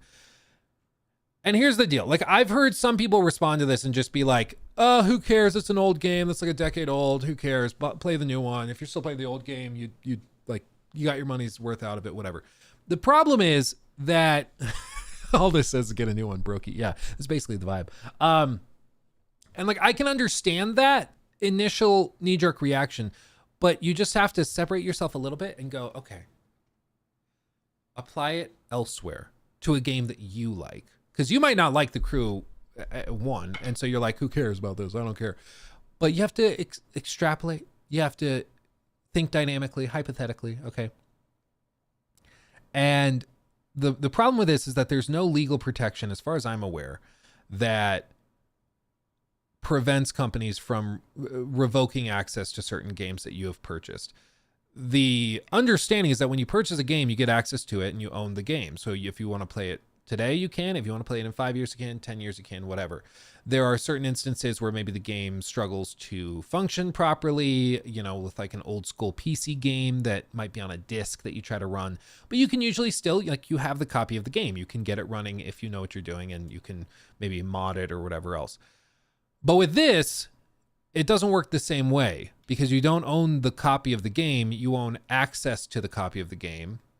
Or in other words, in some ways, like, you're renting access to the game. And there's no legal protection to prevent companies from revoking it. Now, I have no doubt that there probably are licensing agreements with some of the vehicles used in the game. There's probably some stuff, you know, the 10-year mark, because the original Crew launched the Crew 1. Let's see. Yeah, it's a 2014 game that launched on December 2nd. So my guess would be that some of the deals they made with like Lamborghini or other car brands were good for like a 10-year period, which for most online games is a very, very good life. So they're like, yeah, 10 years, this license will expire. We'll have to negotiate a new one for a sequel that should be out by then. So we'll just do that. And these licenses expire, and so then they have to delist it, can't sell it anymore, can't distribute it anymore, and so they have to cut it. Similar things happened with for example, Mafia 3, where Mafia 3 had some amazing music. It had like old school Elvis in it when the game launched. So you'd just be playing the game and driving down the road in this sort of reworked version of Louisiana, and you would just hear Elvis on the radio. It was super cool. But they lost access to those recordings after a few years, so they patched the game to strip out all of that music that they could no longer distribute. And it was like a forced update. If you didn't update your game, it wouldn't like boot properly. It was a forced thing because the licensing deals mandated it. So I'm sure that there is a licensing dispute going on here, and they probably couldn't distribute the game anymore without, like half the deals for the cars and brands that they were featuring were all expiring. So they're like, okay, we'll just delist the game and just move on, whatever. That doesn't make it okay, though. Like, I don't think that should be an acceptable answer. I think they should have negotiated the contracts from the start with the assumption that gamers would have access to this game permanently because they bought it and they should have access to it. But again, there's no regulatory or legal force behind it to cause them to negotiate contracts in a way that would protect players' interests and copies of the games. So really, as far as I can tell, the only solution to these types of things happening is to have regulators step in, either like within the EU or within the US, that come in and basically say, no, when you buy a digital copy of a game or a digital copy of a song or a digital copy of a movie, you own that copy. You have access to it. You have the rights to it. Not to use it freely or infringe on copyrights or anything, but you have the access, the right to enjoy that content and have access to it.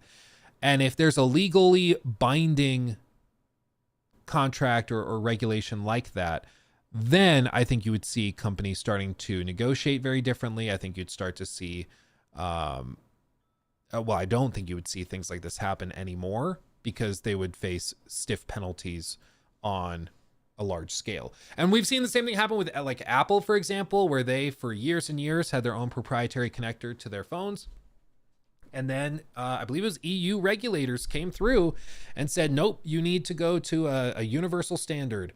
So you don't have like exclusive licensing access to the charging cable for your phone. You have to make it publicly available so anybody can buy a USB-C cable and charge their phone with it. And so that's what they did. And they had to do it with the new iPhones. The next ones are going to be doing it too. And they're all moving to USB Type-C. Even though Apple really didn't want to do that, they had to because regulators stepped in. The one hesitancy I think I've heard from other people and that I can also sympathize with is that I just don't like the idea of the government regulating my hobby. I just don't like that. Like if regulators came in and started messing around with what you can and can't do in a D&D campaign, I'd be like, okay, well, dry up. That's stupid. But in this case, the goal of regulations are to basically serve as rules to keep people playing the game fairly. And this sure don't feel fair that you can buy a game at full price, and even if it's an older game, you just lose access to the thing you bought because there was a licensing dispute or something or other. That's just dumb. It's anti-consumer. I understand that some people are going to be like, well, it's not just Ubisoft doing this. Everybody's going to be doing this. I get it. That doesn't make it okay. Like that doesn't make it okay. Two wrongs do not make a right. So I think, as uncomfortable I personally am with regulators getting involved in my hobby, I do think for the sake of protecting consumers, it wouldn't just apply to video games. It would apply to other things as well. If there was like a policy set down where it's like, okay, if you're going to sell a digital asset or a digital copy of a game, a film, a novel, whatever, the user has full access and full rights to that content permanently once they've purchased it. And that should be the expectation. I think then you might even see a lot of these games like The Crew starting to launch, full free to play.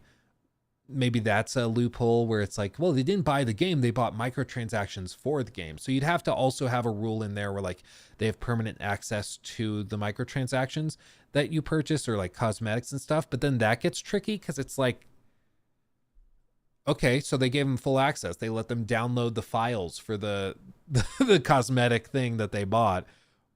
but it's not useful outside of the game. So it's like, so the game has to always be runnable, in which case I think all these games would have to come up with ways to get like peer-to-peer networks running or local LAN gameplay working, offline gameplay running, which I think they all should do anyways.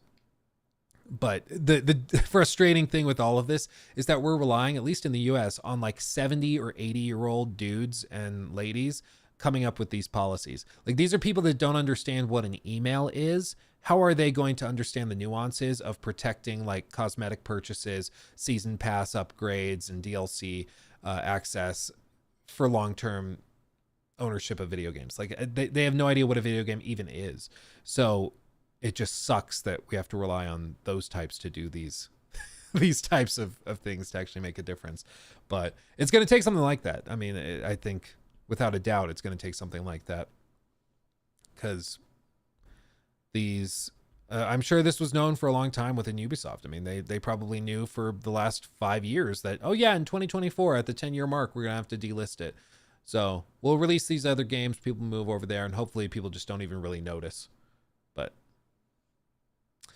Hubo, I can see why this can be tricky to pass as a game is a software legislation. Could be tricky to make for video games without impacting the software industry as a whole, given how old and out of touch legislators are.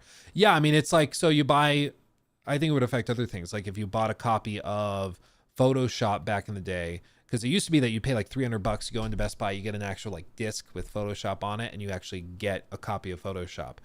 Now it's all subscription based, and that might be in anticipation of regulations like this. It's also more consistent revenues and stuff. But that is that like a way to get out of this, is to just have every game be a subscription model. So like you're not actually buying anything from the very beginning, from the outset, you're only renting access to it. You know, because if Netflix delists one of their movies that's exclusive to their platform, it's like, yeah, well, Netflix owns the access to it, and you're not buying the show or buying the movie when you have your subscription to Netflix. You're just buying access to basically get into the service. So it's just tricky. Like there's so many layers to this, but I think what is very clear is that this it does not pass the gut check. The gut check is, how is this allowed? How is it that I can buy a game and you can just take it away from me, even if it's an older game? How is that okay? Doesn't make any sense. And that, I think, for most people is what they're going off of. And hopefully somebody can step in that has power or authority in a governmental body to regulate these types of things. Because otherwise it's going to keep happening. It might even happen more frequently as more live service games come out that, you know, launch and are dead within a year and get delisted and everything. And it's just going to keep happening. So yeah, if they passed a law, maybe the way to do it is, instead of requiring permanent access, maybe it's just a penalty. Maybe it's like, okay, if you purchased a piece of digital content and a user has their access to it revoked, you have to offer them a refund, a full refund of the original purchase price of not just the thing that they purchased, but of all of the things that they purchased within that software. So you shut down access to Fortnite, and then all of you guys is like $15,000 skins. All of it gets refunded to you if you fill out the form for a refund. Maybe that's the way to do it. I think that could be a thing. Maybe that's a way around it. Yeah, no, exactly. The problem isn't that it's just delisted. It's that you can't play it. Like, at least they delist Avengers and Anthem, and you can still play it. You just can't buy it fresh. With this, it's fully, like, you just can't play it. It's ridiculous. I'd be rich, yeah. The old original Mafia game has the music playing in the city removed too, because those were licensed as well. However, it can be restored easily with mods. Yeah, and that's one of those things where it's like, if I were one of these devs at the company, I'd be like, oh no, we made it really easy to mod this in. There's a folder labeled potential modder access to playable tracks or whatever. You just plop them in there. Maybe that's the way to do it. You know, I hope something happens, because it's only going to be more frequent. And, you know, I think there also need to be protections for microtransactions as well, because a lot of people are going to see that happen when they spend tons of money on whether it's live service games like a Fortnite or a Call of Duty or whatever else, and then they just do a sequel, cancel all the skins from the previous game, and move to the next one. Like, it just sucks. Yeah, the not a loophole folder. Exactly. Let's see. Silver Lightning, thank you for the 5. As an IP lawyer and game dev, I see the issue with providing files for permanent download forever. Reverse engineering content is real since I can't. Yeah, no, well, and that's why it's like, if you give them unencrypted, like fully open access to basically make every game open source, I don't think that works. And I don't think anybody would see that as a potential solution. Whereas potentially offering or mandating returns be made available to anybody who submits it. Like if somebody played the game, they're like, yeah, I put 1,000 hours into the game a decade ago. I don't need to go through with a refund or whatever. You could see that, but like straight up, if one of the games in my Steam library was delisted and was getting shut down so I can no longer play it, and I got a pop-up saying, okay, this game's being shut down, you can apply for a refund here, I'd probably fill it out, even if it's been ages since I played it, because who wouldn't, you know? So it's a complicated issue. It's a very complicated issue. Yeah, nah, I'm petty. Give me that refund. Well, especially I would imagine that the regulations would make it, like, would require it to be like, you have to notify clearly the users. So I imagine it as like, there has to be a pop-up in the Ubisoft store that says this game is being shut down. Would you like to apply for a refund? If they did that, I guarantee you a lot of these companies would not do this, because everybody's clicking that button. So, yeah. Drenner D, thank you for the 10. I feel like it all started back in the day with the Steam client. They claim it was to combat pirating, but its true purpose is now more clear, as PC was the testing ground for how consoles are now. I think it's easier to be on, or to be very agile on PC, whereas on console, there's all sorts of waves of approval and corporate red tape and stuff. So on PC, they could experiment with new ideas much quicker and faster. And I think that's why Steam pioneered a lot of this stuff.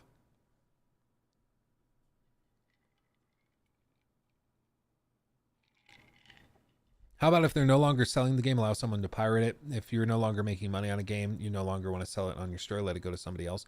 The problem, Spider-Man, is just that, at least in the US, my understanding is that there are mandates for maintaining things like trademarks and stuff like that. So for example, if Disney owns a trademark to, well, I guess it would be 5 years ago, but like if years ago they owned the trademarks and copyrights and all that for Mickey Mouse, and a bunch of people come out and start making commercials or movies and cartoons of Mickey Mouse, just straight up copy and pasted, clearly a ripoff of Mickey Mouse, not even trying. His name is Mickey, like it's Mickey Mouse. If they don't sue and try to enforce their copyrights and trademarks and stuff, they can be, you can argue in court to judges that they're not being enforced. So clearly this isn't a good faith trademarking or copywriting of whatever content is in question. And you can lose access to that. That's my understanding. It's why people have asked me like, oh, Luke, would you copyright like your name? Would you copyright or trademark like Skeptical Review or Ultimate Critique or something like that? And I was like, well, no, for one, because I don't think I have the rights to those terms or whatever. But also because if I were to do that, I would then have to go through all of the trouble anytime anybody potentially infringes on the Ultimate Critique or on a Skeptical Look videos or whatever. If somebody does something similar, I'd have to go through and like file cease and desists and all of that. Otherwise, I would lose access to it. You know, it just wouldn't work because you'd have to enforce it. And so if they were to just like start looking the other way with piracy, I could see them getting in trouble. Not to mention investors would also be like, what the hell are you doing? You know? Yeah, Nane, yes, you have to defend your intellectual property to have rights to it. It's the same in the EU. Details might be different though. Yeah, yeah.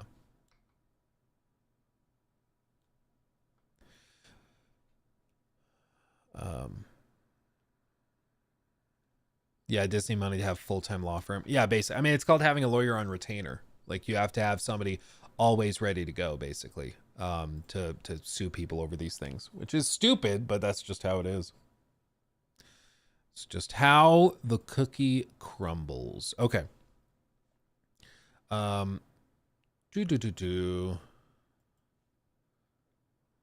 me pull this up. Okay. So, real quick, I just want to quickly one more shout out to the sponsor of the stream. Little link there. Go check out the Stimags Series 2 in case you missed it earlier. Stimags, they're the little magnetized focus toy I've been having fun with on streams and in videos for the last like few weeks or month or whatever it's been. Because I like to have my hands busy when I'm thinking about stuff. It just helps me focus. It's just something that helps me. And this particular product is the Stimag Series 2. This is a quieter version of the other one, so the plastic's just able to absorb, as I drop it, the sound a bit better. So if you're working in an office space, want to be respectful of your cubicle mates or whatever, this is a great way to do it. Just a really fun, simple magnet toy that keeps your brain stimulated while you're working on stuff. As you can see, they did a Kickstarter campaign shooting for 12 grand to fund the whole project. They casually raised 358,000 at this point. They've raised tens of thousands of dollars over the weekend alone. Like they're doing well. And as they hit each stretch goal, they're actually unlocking additional like colors and stuff if you have a specific one that you find super interesting. So go check them out. You can pledge to them, get access to your own set of Stimags if you are interested. I'm having a great time with them. I'm having fun. And I mean, as you guys can see, I've been obsessively playing with them in streams for the last few weeks because I find them helpful for keeping my hands busy. So check them out today. Again, exclamation point Stimags or Stimara in the chats, whether you're on Twitch or YouTube. Check them out there. Links there. Support the stream. Support a small business as well. Check it out. Much love. Okay. Let's do this. So, I guess let's talk about this. New segment. Now I have your attention. Who in chat is a fan of Final Fantasy VII Rebirth? Represent. Anybody in here a fan? Anybody played it? Anybody love it? Cherish it? Yeah, that was fire. Like it. OMG never gets old. Yes, with 7 S's. I'm also a fan. It's a good time. Some analysts have been reporting on it though. How do you guys think, based on your impressions of your friend groups, of what you've seen online, how do you think the game is doing? Do you guys in chat think it's outperforming expectations, right in line with expectations, or underperforming expectations? What's your guess? My impression, this is for Final Fantasy VII Rebirth, my impression is that discussion of it died out fairly quickly. It's been common for games like this. Final Fantasy 16 was similar, where people that were interested in it really talked about it a lot in the weeks leading up to it. The game releases, and then people kind of checked out, mostly because they hunkered down, wanted to play it themselves. But as a content creator, I'll tell you, there are some games that drive discourse, and there are some that not really suppress it, but just don't generate much online discourse. And it's usually because people really like the game and want to experience it for themselves. So just doing a bunch of videos on it don't really do well. Starfield's an example of a game that generates a lot of discourse. People like talking about it, whether they are a fan of the game or hate the game, they just like talking about it, okay? Other games that generate discourse would be like, GTA 6. There's tons of channels dedicated to nothing but speculating about that. Games like Elden Ring, people loved watching guides and loved talking about how that game was built and how amazing it was.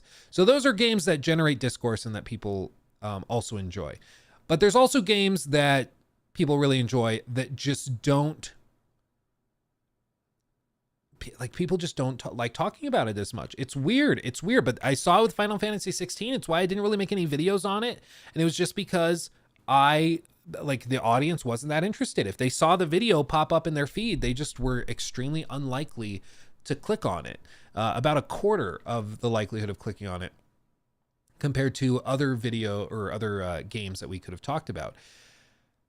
And it seems like that's usually a reflection of a very hardcore and very devoted group of fans that are playing the game day one and are kind of going into a media blackout with it, but it doesn't have a lot of more casual gamers that are as interested in it. And that's reflected on some of that's reflected with some of these analyst statements. So Daniel Ahmad, Director of Research and Insights at Nico Partners, who said that the PS5 game, in this case Final Fantasy VII Rebirth, has been faring worse than its predecessor since its release in February. He said on X, Rebirth is underperforming sales-wise. It's selling about half of what Remake sold in the same time frame, and it looks like it'll have a weaker tail prior to any PlayStation Plus-like release.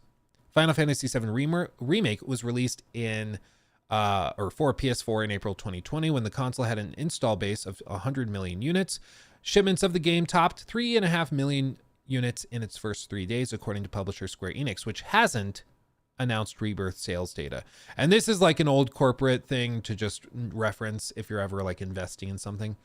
If a company has a product that does really well, they'll tell you. They'll brag about it because it makes the company look good. If they have a product that they were really excited for, and all of a sudden they don't want to tell you how it's doing, that should tell you a lot. The silence is deafening, as it were. In comparison, Rebirth was released a few months after the PlayStation 5 hit 50 million units sold. Last week, market research firm Ampere Analysis said Rebirth peaked at 2.21 million daily active users, including demo players. This is the big thing. Demo players are included in that. Not every demo player would go on to buy the game. And Square Enix recently gave fans an update on the status of the third and final part of Final Fantasy VII Remake trilogy. They said, the creative director said that the third game's main story has already been completed and that he thinks voice recording could start in the near future. They also said they want to get it out within like 3 years as well. But basically, they're just reporting that it's a great game, but people just don't seem to be as compelled as the remake from a few years back. And I think there could be a few reasons for it. I mean, there's nothing that's been like totally confirmed. Square Enix hasn't released exact numbers or anything, so we don't know for a fact exactly how the game is doing. But research firms have a lot of money riding on being right with these things, and they don't tend to just make things up. Neither does Daniel Ahmad, who tends to be right about the stuff he reports. So I think that there's a few reasons for this. For one, Final Fantasy has a long and storied history within the gaming industry. But after speaking to a lot of, my friends, it is anecdotal, I'll grant you that, hearing comments from people in chat discussing this, I think that there's a barrier to entry where people understand that this is a storied franchise and they are not overly familiar with it, so they just choose to not jump into that deep, deep ocean. Even though you're like, no, the ocean over here is quite shallow. You'll be able to get in there and ease into the deeper parts of the ocean. People just get intimidated by how deep the ocean is in parts. And that's what's going on here. It's the same reason why Final Fantasy 16 seemingly had a lot of trouble getting people to jump in if they were not familiar with Final Fantasy, just because it has a 16 next to it. Because people see 16 and they're like, I haven't played the other 15. Oh God, how am I going to get into 16? And you can tell them, well, no. You can play 16 without playing any other game in the franchise and have a great time. Same with Final Fantasy VII Remake. You can play that without having played any of the others, and it's a great time. But there will inevitably be people that don't hear that explanation or aren't convinced by it and just choose to not bother, especially in a time like now where games are very expensive and there's economic instability. People don't want to just make a $70 bet that they might like something, right? You could say the same thing about Resident Evil. Absolutely, absolutely, you could. And so I think that there's a couple of like layers of things with this. In addition, like this is part 2 of 3 of a remake trilogy of a game from like 25, 30 years ago, right?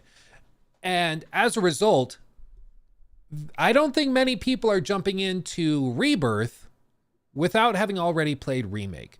So Remake has a group this big that have played it.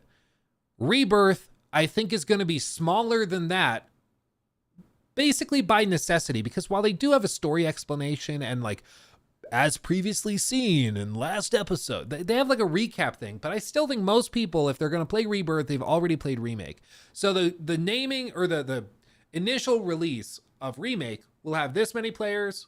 The group for Rebirth is going to be smaller than that. And I think the group that played the third part of the remake is going to be even smaller than Rebirth, because every time you do this, you get a trickling down of people. It's the same thing if you do like a series of videos. If I do like 3 parts of a critique or something like I did for Ghost of Tsushima, it like if I do 4 parts, there will be less people that see part 4 than see part 1.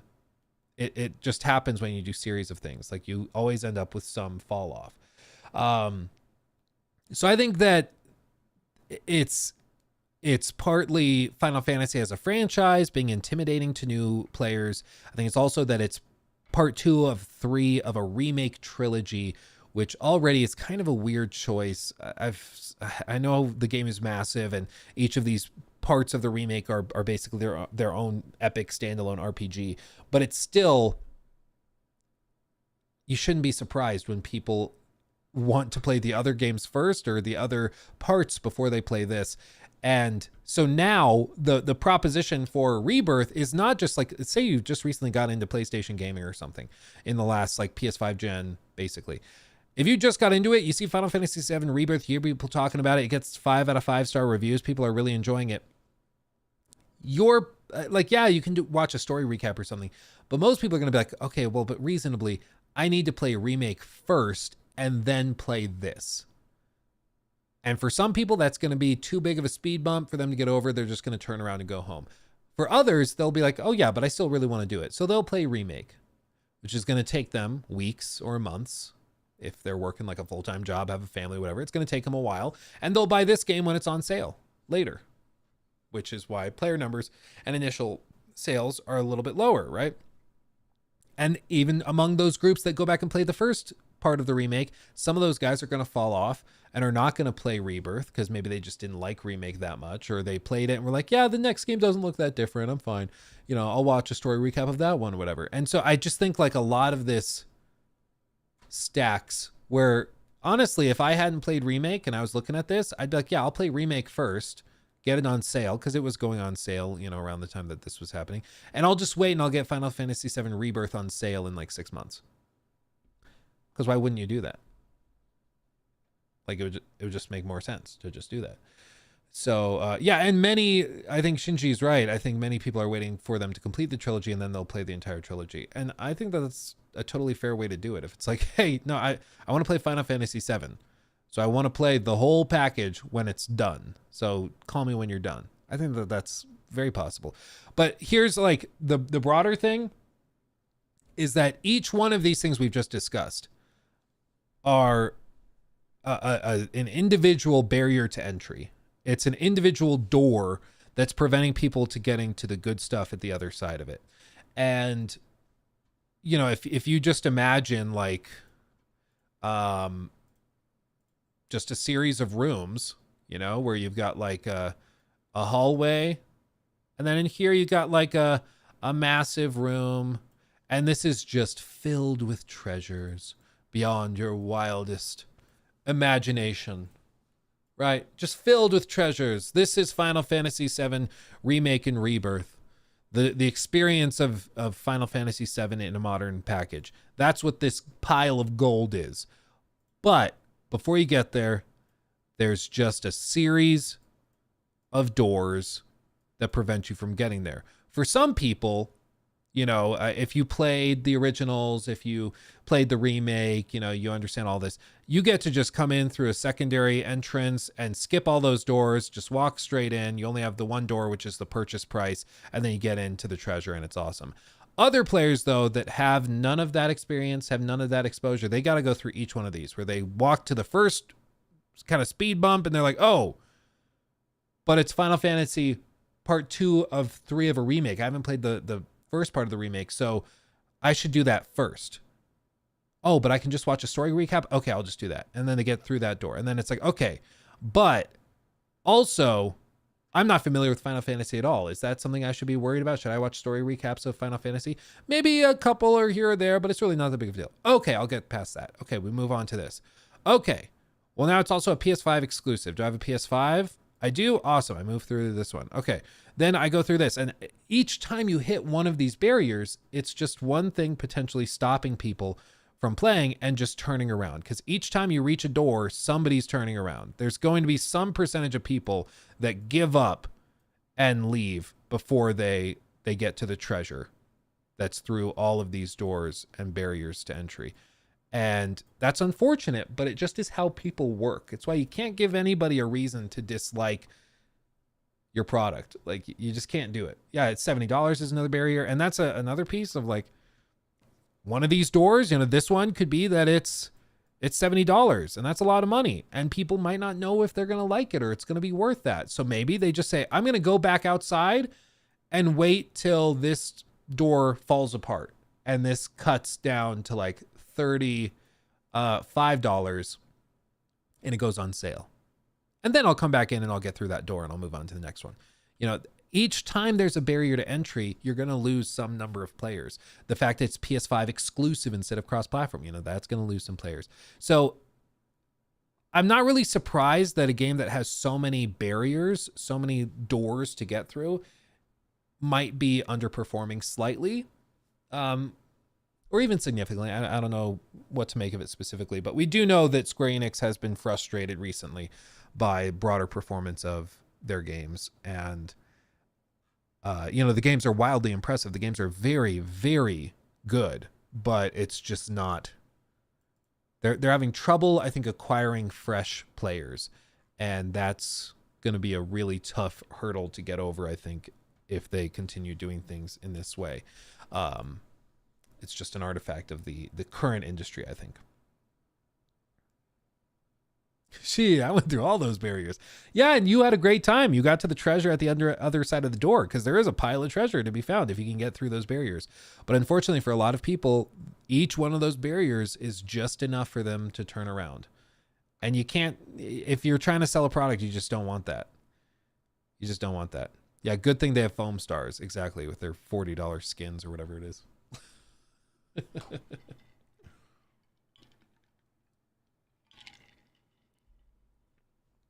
Yeah.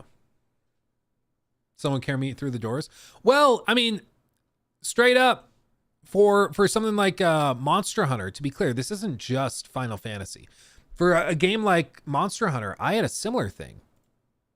A very, very similar thing, where it's, just similar corridor, a big room, amazing treasure at the other end to be found if you could play Monster Hunter World and you enjoyed the magic that was Monster Hunter World. But if you've never played Monster Hunter, there's a learning curve. And even those of you who have, there's a learning curve to it. It's not easy. It's Monster Hunter World is way easier than the older games. My buddy Corey was telling me all about like the old school Monster Hunter games and how like, oh yeah, you got to go and find an actual like whetstone to sharpen your swords and stuff. And it's really difficult to do because you'll just be sharpening your blade and then you run out of whetstones. So now you can't sharpen your blade for the rest of the fight. And it's like very, very elaborate. And for me, there were many, many doors to get through. But I had a friend who knew this treasure was here on the other side of the doors. And so he picked me and dragged me by my feet through each of these doors. It's worth the money. Boom. Broken into a million pieces. I'll buy the game on PS4, even though I've been playing on PC, so that we can play together and go through co-op. Boom. Oh, the controls are tricky. Well, let me help you understand how it works. Boom. Oh, these bosses you're struggling with, let me show you how you do it. Kind of the tips and tricks to get through it. Boom, right through there. oh, the DLC's out and you're not sure what the value proposition is. Boom, let me show you my endgame character and settle those concerns, whatever it is. He helped me get through each of those and get all the way through. And I'm very, very glad I did get all the way through. But not everybody has a friend who's going to help them get through those doors, you know? Yeah, and Monster Hunter is one of those games that's better with a friend. If I didn't have a friend who was experienced with Monster Hunter, I would have dropped it. Exactly. Yeah. And it's luckily the community is also pretty good. So that helps a lot, but I'm trying to get into Monster Hunter World, about 8 hours trying Final Fantasy Online too. Yeah. Monster Hunter it has similar struggles as Final Fantasy. I think its community really helped. The fact that it's co-op also helped because it encourages players to work together, and that kind of gives you somebody to work with hand in hand to get you to play the game and have a good time. So it's going to be really interesting to see how Square Enix approaches this moving forward, because they know that there's a bit of a problem. They've seen the sales numbers of the last few games that they've put out, and they've been struggling with it. So hopefully they can figure something out, because the games are great. They just have to get people to the point where they understand how great the games are. And unfortunately, that's kind of tricky, you know, because it's one thing, like we said earlier in the stream, you'd hope that great games make the most money and bad games make the least money. But sometimes great games don't make any money because nobody's aware of how good it is. Nobody knows what it's offering. Like sometimes there's just struggles like that. And so we'll keep an eye on it. We'll keep an eye on it. I do think once they finish the remake trilogy and they're able to just put it in one package, it's probably like $150 package, has all the parts of it, but it's one congruent, like fluid story all the way through. I think people will buy that and play it, but it's a tough sell, I think, for a lot of people, unfortunately. No Rest for the Wicked on Thursday. Yeah. I'm excited for that.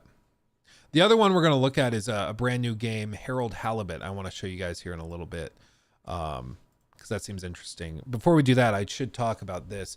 So there was a video news segment. There you go. Little wake up call for you. There's a series of videos that went out that claimed to be leaks of a PS5 Pro with specs and stuff. And this was put out by YouTuber Moore's Law is Dead last month. The information was subsequently verified by IGN, who said the document came from Sony Interactive Entertainment's developer network. We've talked about this before on stream. Basically, it's a really, like, it wasn't that shocking, but it seems like they sent out a bunch of information and dev kits and stuff to developers all around the world, which is what they're referring to with the Sony Interactive Entertainment Developer Network. So if you're a dev and you get dev kits and stuff, you're part of that group.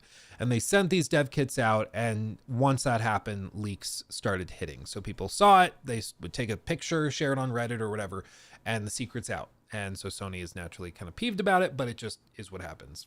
It's going to happen once you open the floodgates to other people outside the company. And these were confirmed by IGN. Like, they're like, yeah, this is real. We've heard from another source this is real. But it wasn't like totally locked and loaded. But Sony has actually gone through and claimed the videos. So the video from Moore's Law is Dead is offline, saying it's no longer available due to a copyright claim by Sony Interactive Entertainment, which pretty much confirms what we expected. Like, why would they be claiming it if it wasn't real? If it's just a total forgery, there would be no reason for them to claim it. So there wasn't anything that shocking in the leaks. It was pretty much just a sort of iterative improvement over the previous hardware. It seems like they are relying on more AI upscaling. They have their own proprietary system they're going to be using instead of relying on like FSR2. They're going to have their own first party solution, which could be great, could be way better, could be worse, who knows. But it doesn't seem like it's necessarily going to be that crazy improved. It seems like they will still be targeting 4K 60, but achieving that through like AI upscaling methods and stuff. And a lot of games this generation, for whatever reason, have been CPU bound and bottlenecked. And the CPU in this console does not seem to be hugely improved. It's like the clock speed is like roughly 10% higher with the improved mode that it can do for higher frequencies. It probably doesn't move the needle that much. So I would expect it's probably going to be a cool mid-gen refresh. They probably have some first-party showcases that might make it look a little bit better. But I don't think this is going to be a huge leap forward like the PS4 Pro was. I think the PS4 Pro was a pretty significant leap forward over the PS4 base model. But I don't know how big of a leap this is going to be. I don't know. Question, Luke, for someone who doesn't have a PlayStation 5, should I just buy the Pro version or no? I mean, at this point, just wait. It's supposed to release later this year. And when it releases, they probably make the current version of the console cheaper, even if it's by $50 or $100. So you can look at the Pro when it launches and figure out if it's worth the price. If it is, awesome, buy a Pro. If it's not worth the price, just buy the cheaper version of the current PS5. You know? Like, but waiting is only a win. Like, you either will get the current one for cheaper or you'll get a better one for a little bit more, but it'll be the latest and greatest. So I'd say just sit and chill. Sit and chill. But apparently Sony is going around to developers asking for special modes similar to what they had with the PS4 generation, where basically, if you don't recall, they had a toggle in the settings that was like a performance mode or a fidelity mode that was only available if you had a PS4 Pro. Otherwise, it was like grayed out as an option. And it seems like they're probably going to be doing something like that this time around. What games are supported day one? I don't know. They have said that they don't have any big releases coming this fall or winter. They don't have anything big before, I think they said April of 2025. So they might do like an update to The Last of Us Part 2 to like do something, or they might have updates to Uncharted or some other first party games. Maybe that's what they've been sitting on Bloodborne for. Maybe they're going to do like a Bloodborne next gen update or something. I highly doubt it though. But they surely have something to showcase. If it's just like one of those side-by-sides, look, spend $600 on an upgraded version of your console, and it's sort of noticeable how much better it is. I don't think that will light the world on fire. But then again, the PlayStation Portal has also been doing pretty well, so who knows? Yeah, The Last of Us 17 remake. Yeah, there's actually a decent chance that we might not get anything new from Naughty Dog this generation, which would be crazy, but the odds are pretty high at this point. We still haven't heard anything from them, and you know, that would be crazy. That would be absolutely crazy. Sean, 16 months. Thank you, my friend. Thank you. Also, Miles, I'm sorry it didn't play the audio. What up? Sorry I haven't been around, busy with work. Your thoughts on Reeves as Shadow, and your thoughts on the Joker 2 trailer. Joker 2 trailer seems interesting. I'm intrigued. I'm not like a Gaga stan or anything, but she's a good actress, and I mean, we all know that Joaquin Phoenix is amazing, so we'll see what that looks like. As for oh yeah, Keanu Reeves playing Shadow. Seems cool. I'm glad he's doing more gaming stuff. Yeah. Lady Gaga is more than a good actress. I mean, I thought she did an amazing job in A Star Is Born. I thought she did an amazing job.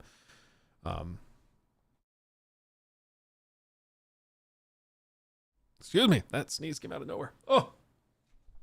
But I just don't really know what the tone of the Joker 2 movie is going to be.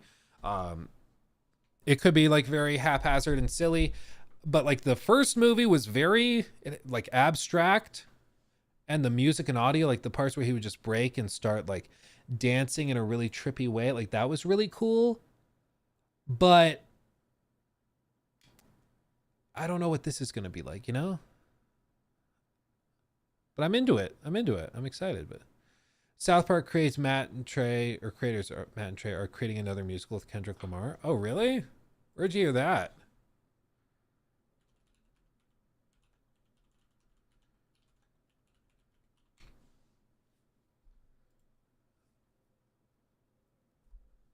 Let's see. Oh, it's a film? South Park creates Trey Parker and Matt Stone for new live action comedy.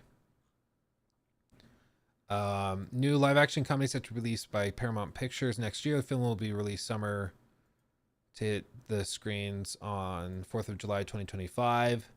It's being produced by Matt Stone and Trey Parker, Lamar, and Dave Fravor. Okay, last movie they made was Team America. So it's a new movie.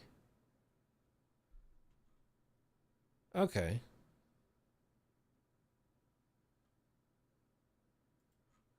Interesting. Who knew? Who knew? Interesting. Oh, Sean, thank you. 5 gifteds. Poggers. Thank you, my friend. Appreciate you. Thank you, thank you, thank you. I have, Sean, you might be able to see it. I have, so Sean sent me a care package from the Down Under. And it includes some new statues and figures. And you can actually see one of them actually in this frame where I am, right up there. It took me like a while to get him posed, so I'm scared to take him down. Otherwise, it's going to take me like another 10 minutes to get him like to stay upright. But he's standing. It's John Wick standing next to Keanu as Johnny Silverhand, and so it's like the whole cyberpunk shelf of Keanu, and he's watching over me. He's watching over me to protect me. You know, the way that it should be. But let's see.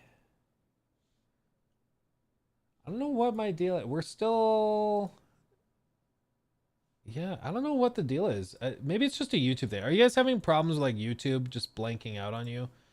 Because mine is just randomly the page goes blank and just doesn't show anything. It's like just the gray background. And so I can't see messages or even if we're still live.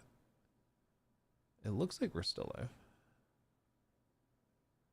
I don't understand. Maybe if I open it in a new browser, maybe that's the key.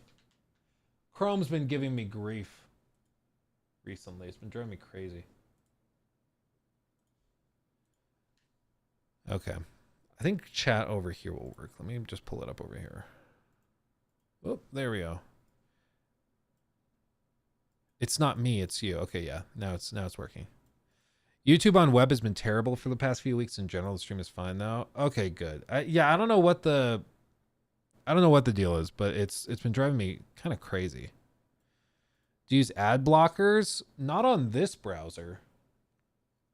But that is a good idea. That could be part of it. Did you see that YouTuber who imitates John Wick? He's hilariously accurate. I don't think I have. You guys remember when like TikTok was really blowing up and everything was like, there were all those imitators of guys pretending to be like Jesus or something and like just reacting to viral videos that were horrible and just being, oh, blessed be you, child. Fine. Y'all need some me. Yeah, it was a good time. It was a good time. Now TikTok is just too big for its own good, but still.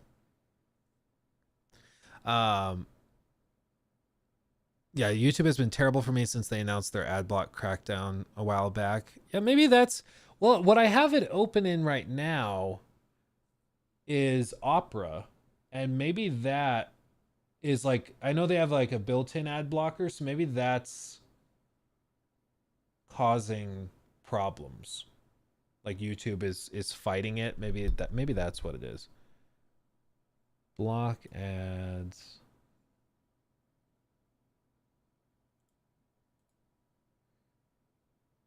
Yeah, that very well could be it.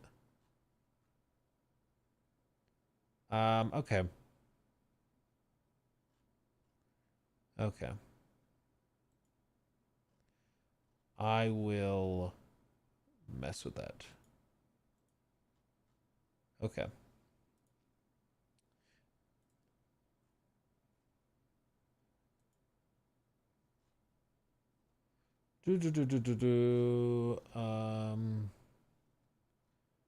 Service player, my flow. Okay. This is cutting edge content right here. Look at this. Look at this. If I want to be a professional streamer, I should just get up from the desk and walk away, right? That's the professional strategy. That's the pro strat. Yeah, I think that's it. Logan, thank you for the 5. What up, baby cakes?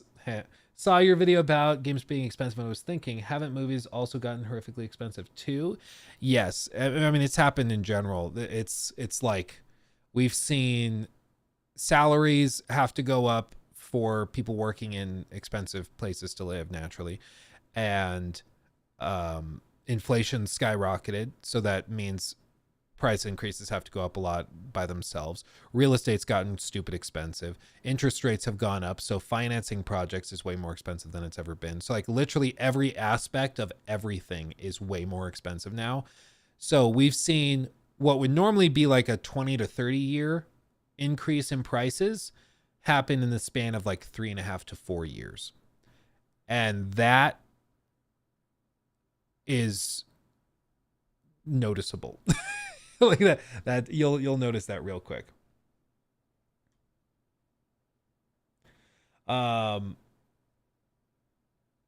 yeah, I think that's absolutely it.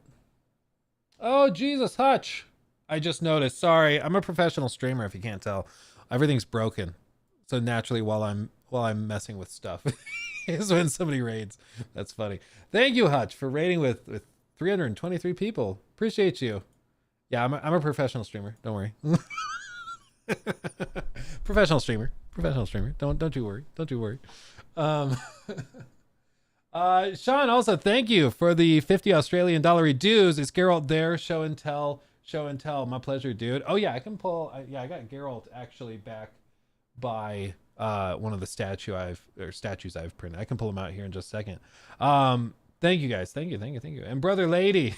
We're brother ladies, dude. I love me some Foster's Home for Imaginary Friends. I don't care what anybody says that it's a kid's show or whatever. That show's still hilarious. I was trying to play it for my son Lachlan, and he's like 2.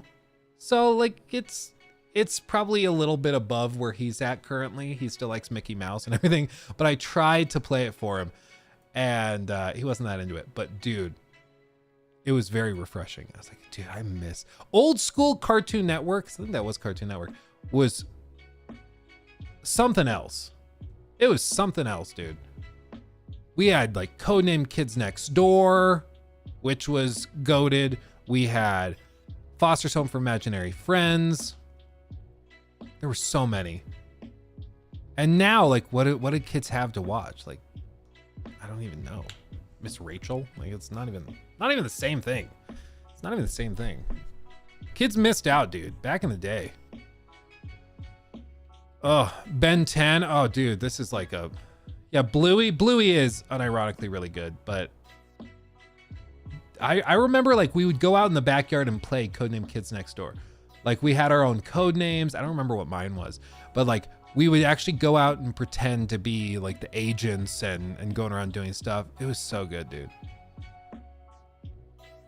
It was so good. Yeah, Dexter's Lab. Boy Meets World. There was one, this is a deep cut. Fetch with Rough Ruffman. That, I actually remember having a really good time watching. I saw a rerun of it recently, and I was like, oh, that's a throwback. But Fetch with Rough Ruffman was like a really weird show I remember liking when I was little. Fetch with Rough Ruffman. I think now it's... You guys remember this? First episode was in 2006. So I would have been watching it when I was like 9 or 10 years old. But it was like a game show kind of thing where Fetch would have them go and do like little missions and stuff together, or go travel to different places, and they'd compete for like different prizes. And I don't know why I enjoyed it so much, but I did. I also remember these lawn chairs very specifically. But that's a throwback, dude. Fetch with Rough Ruffman. Oh. Total Drama Island, dude, that's one that's actually... It's not great with reruns because you know how it ends. But that, like, if you never watched Total Drama Island, it's basically Survivor but a cartoon made for teenagers. So it's all scripted, but it was very good. I don't know how it aged. It probably didn't age very well, honestly. Like, I think back to some of the plot points, and it was very like late 2000s, you know, but I remember liking it a lot. They also had a game. Like, you remember when every TV show had its own like Flash video game? Total Drama Island game. Is it still? No, not a Roblox one. It was like an OG actual like cartoon game. I think it was a Flash game. I don't see any pictures of it. If I saw it, I would instantly be like, ooh, that's it. I don't see it. Maybe something like this. No, that's like an 8-bit thing. It was good though, dude. Oh yeah, with this. Like, you make your own little character and stuff. Yeah. It was a really novel idea. Like, actually going in and trying to create a Survivor show that's making fun of Survivor and like mocking the whole premise of it, but also being that and appealing to teenagers. It was really cool. It was a really, really cool concept. You mid to late 20s, your references are just slightly more recent than mine. Yeah, I'm 26. Yeah. I am but a wee babe. I am but a wee babe. I miss the old school Flash games. Yeah, dude, those were goated. Now everything's just a mobile game. Drives me crazy. Luke being 4 years older than me makes me feel older. No offense. You're good. 31 here. Yeah, I actually have a slightly older audience. You know, people are often surprised. Like, they think that I'm, oh, you make gaming content, so you're probably just like, they imagine like Courage, that streamer, Courage, I think is how he spells it. Like, they imagine I'm doing this stuff. And it's just like him doing videos on like TikTok, 4-way Fortnite challenge. Is this video, or no, he just does live streams here. It's got 2,000 people watching.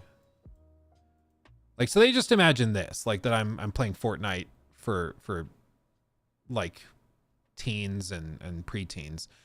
And so when they're like, wait, no, but you do like more elaborate video game analysis and like industry analysis and stuff, I'm like, yeah, they just don't even get it. Like, that's not a thing though. That doesn't make sense. Gaming is for children. Dude, at this wedding I was at over the weekend, like, trying to explain to old, like, Russians and Ukrainians, I think they're just Ukrainians, but they speak Russian, but trying to explain to like 60-year-old, 70-year-old Ukrainians what I do for a living was quite difficult. I don't think they believed anything I was telling them. They're like, what? How does that make any sense? Do you ever get recognized in public? Yeah, it does happen. Probably not as often as you would think. I see people that think they recognize me a lot because I get the kind of side eye, and then they pull out their phone to check, and you can always tell because they take it out and then they, and so like in a restaurant you can tell. You know, you can usually tell, and they're very hesitant and people get nervous and weird. But I've had, you know, like barbers recognize me. I've had that happen. It's fine. Like, I'm always like, I'm happy to meet people. Like, come up and say hi. That's way less awkward than like the awkward standing in the corner trying to like work up the courage. Just come say hi. Like, I can probably, if it's any comfort, I probably are able to tell that you recognize me before you come up and say hi. So just come up and say hi, you know? Are you the PewDiePie guy? Yeah. Maybe that's what I should do. I should just start telling people I'm PewDiePie. That'll make it easier. Yeah, I made videos. PewDiePie. Just watch them melt. It's the same thing, like if you tell an older person that you're a YouTuber, they think Mr. Beast. That's the whole thing right now. It's like, you're just Mr. Beast. They don't understand that there's anybody else that makes videos. Oh, so you do the thing where like you give away a house, right? Can I have one? And you're like, I don't do that. No, that's not what I do. Not my, that's not my niche. Oh man, Division Heartlands. Yeah, no, I've played some Division in the past. Heartland specifically, I haven't tried, but I think I'm gonna try getting into the Division with 3 when that comes out eventually, because my thing is I've always just been interested in it after the initial wave, so I'm way behind everybody else playing it, you know. Yeah. Wait, there's more on YouTube than Mr. Beast? Not really. Dude, I saw a video. He went, who was it that he went on? Was it Graham's show? I think he went on Graham's show, and he shows, like, he pulls open the YouTube Studio app. And if you don't know, when you have a YouTube channel, you can download an app that's the YouTube Studio app, and you can switch between channels. So if you have a channel, well, just any channel, you can pull it up and see statistics and analytics for it. And so you can see revenues, view counts, all that. And Mr. Beast handed him his phone. It was like, yeah, just pull up one of the channels. And he just pulls up the channel and starts like tabbing through some of them. And some of these channels like are his secondary, third channel, whatever. It's like a spin-off channel of a second channel. And all it is those videos, but dubbed over in Spanish. That's all it is. And it's making like $90,000 a month. It's ridiculous. And it's like a derivative secondary piece of content. It's crazy. It's crazy. Let me see if I can find the...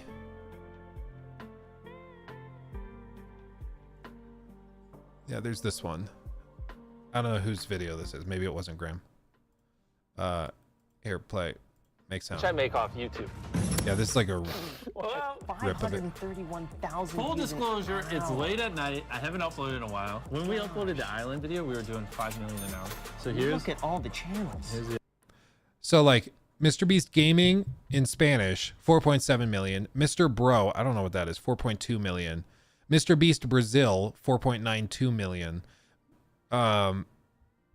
Mr. Beast in Arabic, 3,000. Mr. Beast in Russian, I'm guessing 4.2 million subscribers. Like the other channels. Pick any channel you want. 63,000.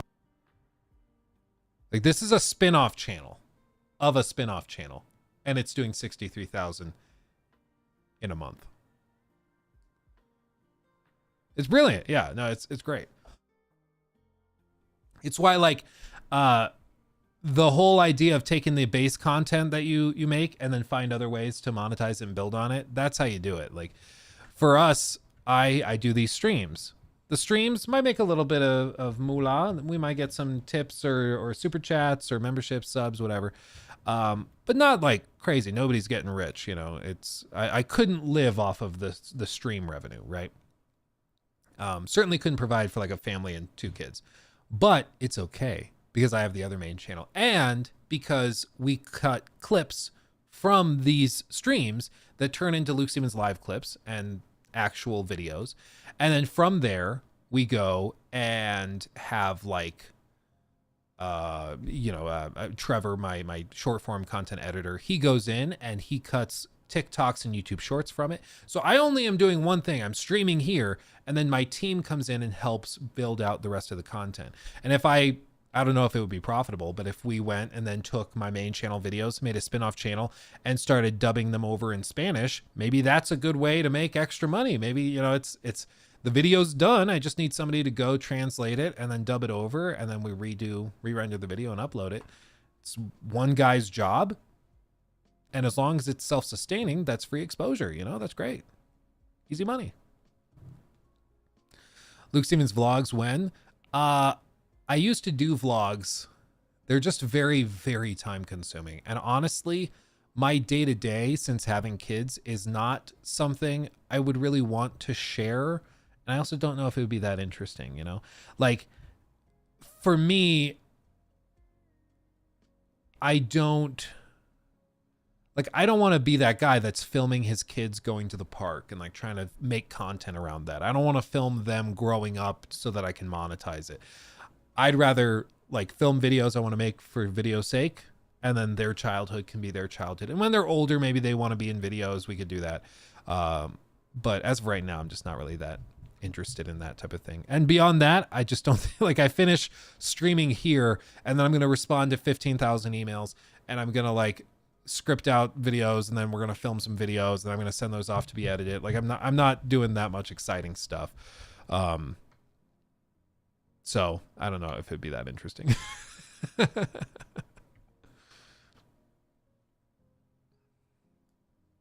Yeah.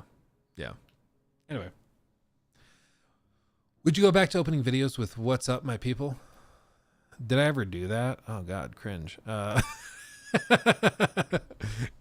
No, I would not go back to doing that. Yeah, your reasons for vlogs is the same reason Casey and Neistat stopped vlogging. A reason for vlogs, or for stopping vlogs, you mean? Or not doing vlogs? I mean, Casey's also in a spot where he's made so much money that he doesn't need to grind for the content anymore, which is great. I mean, it's called having FU money. If you have FU money, that's the dream spot for anybody. You can do whatever you want and still make a living. And that's the ultimate goal. Like, because then you're not beholden to anybody. You just do what you want to do. That's what everybody should hope for, right? Like, you can't buy me if you wanted to. But let me catch up on these real quick.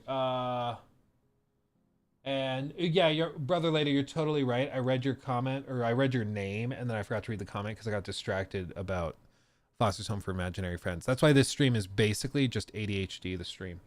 Thank you, brother lady, for re-upping your membership. 7 months. Ooh, baby. Will you be checking out the new Fallout 4 updates on the 25th and doing comparisons on the main channel? I do plan on doing a video to try the next gen update when that drops. So I will be doing a video. I won't be doing like the full side-by-side necessarily, but I will be, I think, trying it the day before, and then we'll get the update and we will then try the update and see if it's different. So I'm excited for it. My understanding though is the next gen update really offers very little to people who play on PC or even Xbox. It's mainly an update that benefits PlayStation players. There's also Halloween like items that you get for it as well. And that to me implies that this was supposed to release back in like October. So that's odd. It's going to break a lot of mods. No, I really don't know. I could email some people, see what they think. But I don't think it's been, like, nobody has any idea exactly what it's going to do. So it might break mods completely, but it might be fine. Like, my understanding is that it's a much less elaborate,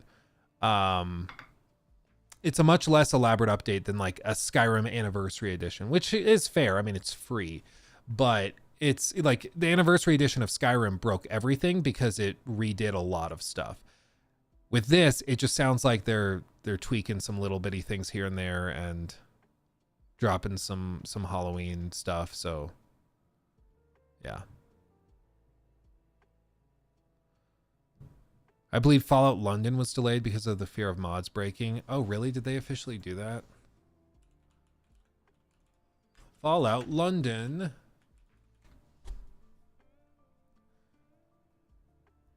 Let's see. Yeah, okay. New segment. So Fallout London creators forced to delay hotly anticipated mod out of fear of Fallout 4's next gen update will fix it.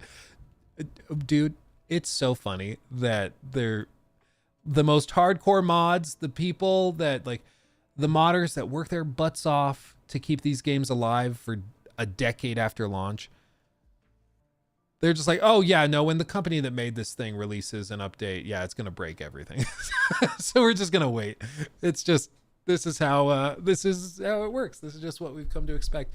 The creators of the long-awaited Fallout London mod have delayed it indefinitely out of fear that the next-gen update for Fallout 4 will break it. Last week, Bethesda announced an April 25th release date for the long-awaited next-gen update for Fallout 4, upon which the ambitious DLC-sized Fallout London is based. That's just 2 days after Fallout London's already announced April 23rd release date.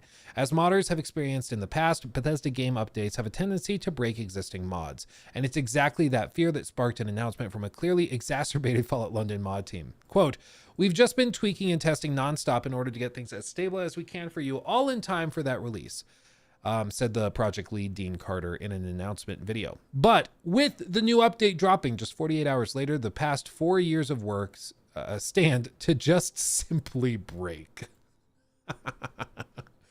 Oh man.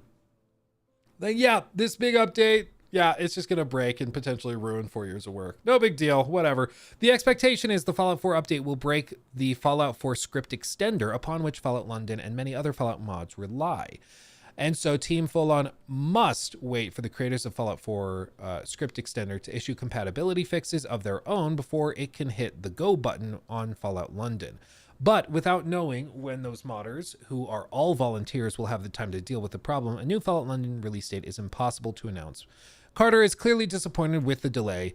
Quote, "This pains us. Honestly, it really, really hurts us." April 23rd is St. George's Day, the celebration of England's patron saint, and Fallout London would have enjoyed a nice tie-in if it had hit its release date. Similarly, April 23rd is the day that Fallout London begins in-game, so players who jumped in on St. George's Day in real life would have been aligned with the game. Carter also claimed that Team Full-On does not have a line of communication with Bethesda, which perhaps explains how the Fallout 4 Next Gen update release date blindsided the modders. Quote, "Bethesda has never reached out to us during our entire tenure.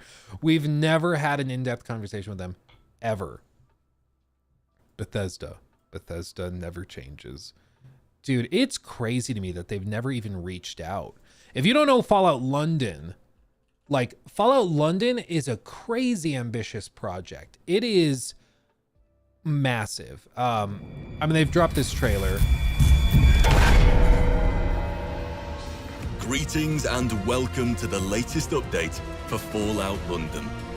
Bear in mind, everything you're seeing is being produced by unpaid modders who are doing this out of the kindness of their heart.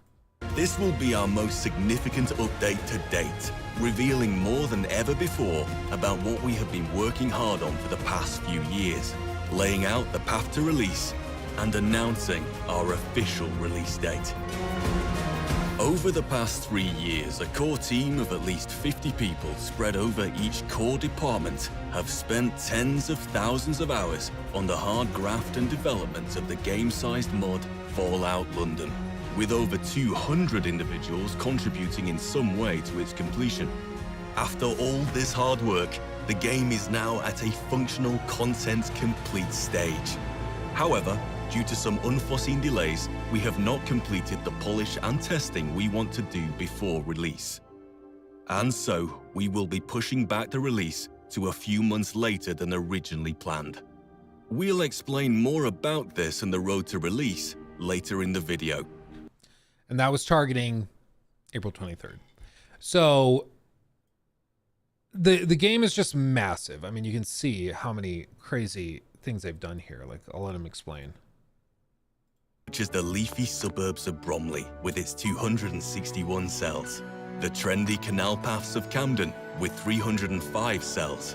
Steel and glass towers in the financial hub of the City of London, boasting 139 cells. 283 cells make up the ruined hellscape of Croydon. Not much change there, huh? Eastminster, a new compact district with exactly 100 cells that blends history and modernity. I'm just saying this as an American. Hearing somebody say Eastminster sounds so odd because I've only ever heard of like Westminster. So hearing Eastminster just sounds like you're trolling me. Mere levels. We're in fact crafting London from the ground up. Recognizable, changed, warped. A world where every step shapes your legend, and where the landscape is as deadly as the tales you choose to tell. The game's setting includes 15 boroughs of London to openly explore. We begin with areas such as the leafy suburbs of Bromley, with I was hoping he would explain what cells are, but he doesn't. home to the echoes of naval stories is Greenwich, with its maritime. Does anybody have any, does anybody know what he's referring to when he says cells? It's a zone that gets loaded. Okay, so it's just individual little cells or zones of loading. I'd like to know how big they are, though. Charm with 460 cells. Hackney with its vibrant racing heart of 151 cells. Islington's cultural enclave, which offers 102 cells of eclectic charm. The cramped ruins of Lambeth with 175. Lewisham, the urban mosaic, a 182 cell canvas of diversity. Newham, a dynamic district with 109 cells, where radiation change is the only constant. Historic streets of Southwark with 437 cells, where every corner whispers tales of yore. Tower Hamlet's 368 cells, of where power and history collide. The open parkland of Wandsworth and its 388 cells. And Westminster, the political epicenter, boasting 304 cells. Creating these areas has required concepting, design, testing, and onerous nav meshing to ensure they produce a cohesive world that is also engaging for exploration and combat. Bethesda has not even reached out to these people.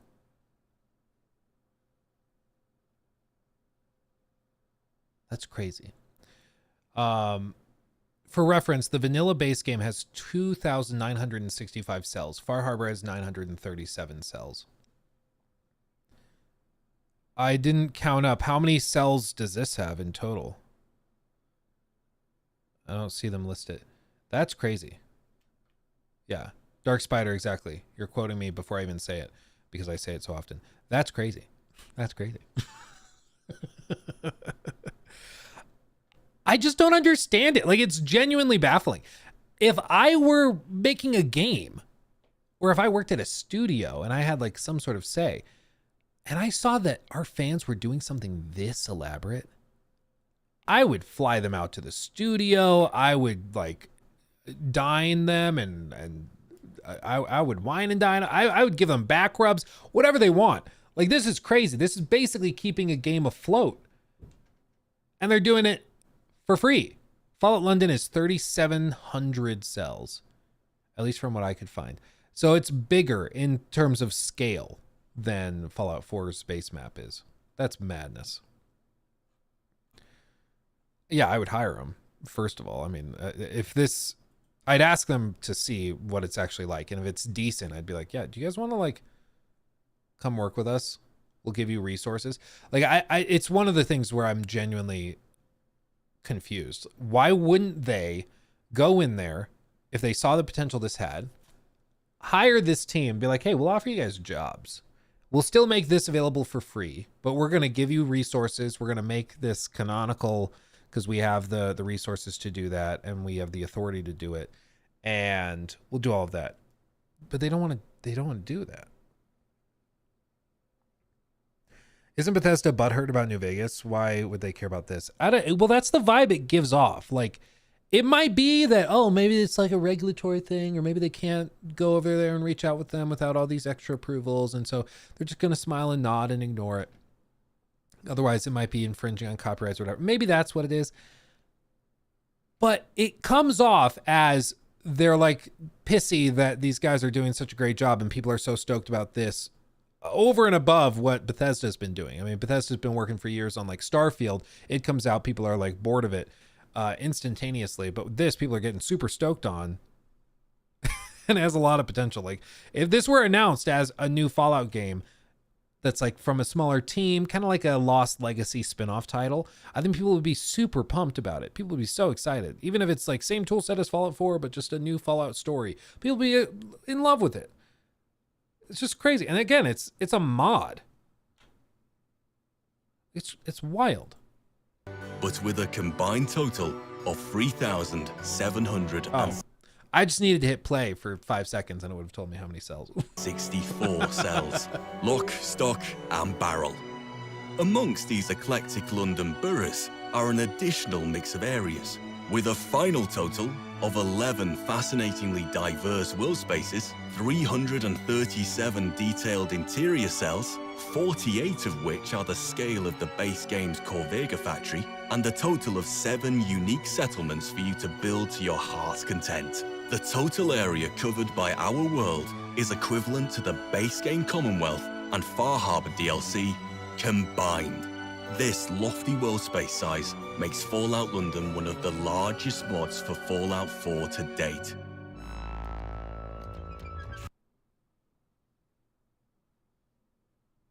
It's stunning. Stunning. 3D. Populating this huge area has required the creation and adaptation of an enormous number of 3D assets, from the desolate urban sprawl to the tattered armor shaping your character's attire, or the eerie glow of mutated foliage, and the ominous cyber pigeons desecrating forgotten Cyber statues. Each element breathes life into the panorama of Old Blighty. Whilst much base content has been reskinned or tweaked to fit a British setting, a great number of items have been made from scratch and new animations developed to support them. They include custom weapons, clothes, races, foliage, London-specific architectural kits, and, of course, finely brewed pots of tea. It also includes many hundreds of miscellaneous assets, from iconic London buses to the humble 3-pin plug to the extra mysterious cute Thulu doll. Every asset meticulously crafted for our setting immerses players in a world rich with roleplay options. Our assets let the player explore a new reality where each detail beckons, inviting you to forge your own path and truly feel the pulse of the unknown. It's like breaking my brain. It's breaking my brain. It's breaking my brain. And bear in mind, all of this has been readily available, readily known. Bethesda is certainly aware of this, even if they don't reach out to them. And they had this announced and scheduled for release on April 23rd to capitalize on the show and everybody's interest in all of this stuff. And then Bethesda comes along and is like, yeah, we're going to break it all 2 days later. Like, again, I'm sure Bethesda has their reasons for releasing when they do, but it comes off as like really just nasty. You know, like, yeah. Why does this make me even more excited than Starfield did? And I'm not even a fan of BGS games. Yeah, it's genuinely shocking. It's amazing. It's very, very impressive, but it blows my mind. This is something people are doing for free. 2D. Our 2D artists have produced a plethora of artwork to populate the world with London-centric content. New signage, posters, graffiti, comic covers, logos, and textures help build a believable future London for you to get immersed in. In addition, we have overhauled the user interface with our Attaboy alternative to the Pip-Boy, which includes custom animations for stats, perks, and quests based on the UK's Protect and Survive family. Already looks way better than Pip-Boy. I understand the Pip-Boy is thematically accurate to what they want to do, but as a user interface, it is laughably terrible. But they just casually come in and fix it. Music. Fallout London sports a completely new and unique OST, covering all music found in the base game while adding more. It includes a completely new and overhauled soundscape, ambient and gameplay soundtrack, and features 3 new radio stations you can tune into. And I'm pretty sure Starfield did not have a radio station, period. Like, again, just stunning. Now, to be fair, there's extra hoops that an official game release that's like charging full price has to go through compared to a mod. Like, they have a lot more freedom this way around. And they don't have to seek like corporate approvals and stuff, but it's still just madness. it's still just madness. Yeah, MeQ too. They could seriously just be a separate studio to Bethesda with the amount of people they have. Well, yeah, and I mean, they're saying right now one of the big issues is that they know that this is going to break it. It's going to break the Fallout script extender, so they have to wait for those mods to patch that. But they still, like, they live lives, they're working jobs. This isn't their full-time gig, so they have to wait till they have time to do it. Bethesda could easily have given these guys a heads up or like an early build to test off of. They could have easily done this stuff if they really cared, but they just seemingly don't. Like, and this is where you're left with one of two options. Like, either they just genuinely don't care about the modding community and they're like, yeah, no, sink or swim, you'll figure it out, whatever. And they just don't care. Or they are so freaking oblivious that they don't even know about the biggest mod probably ever made for Fallout 4. They don't know about it being scheduled for release 2 days before they plan to break pretty much all mod support.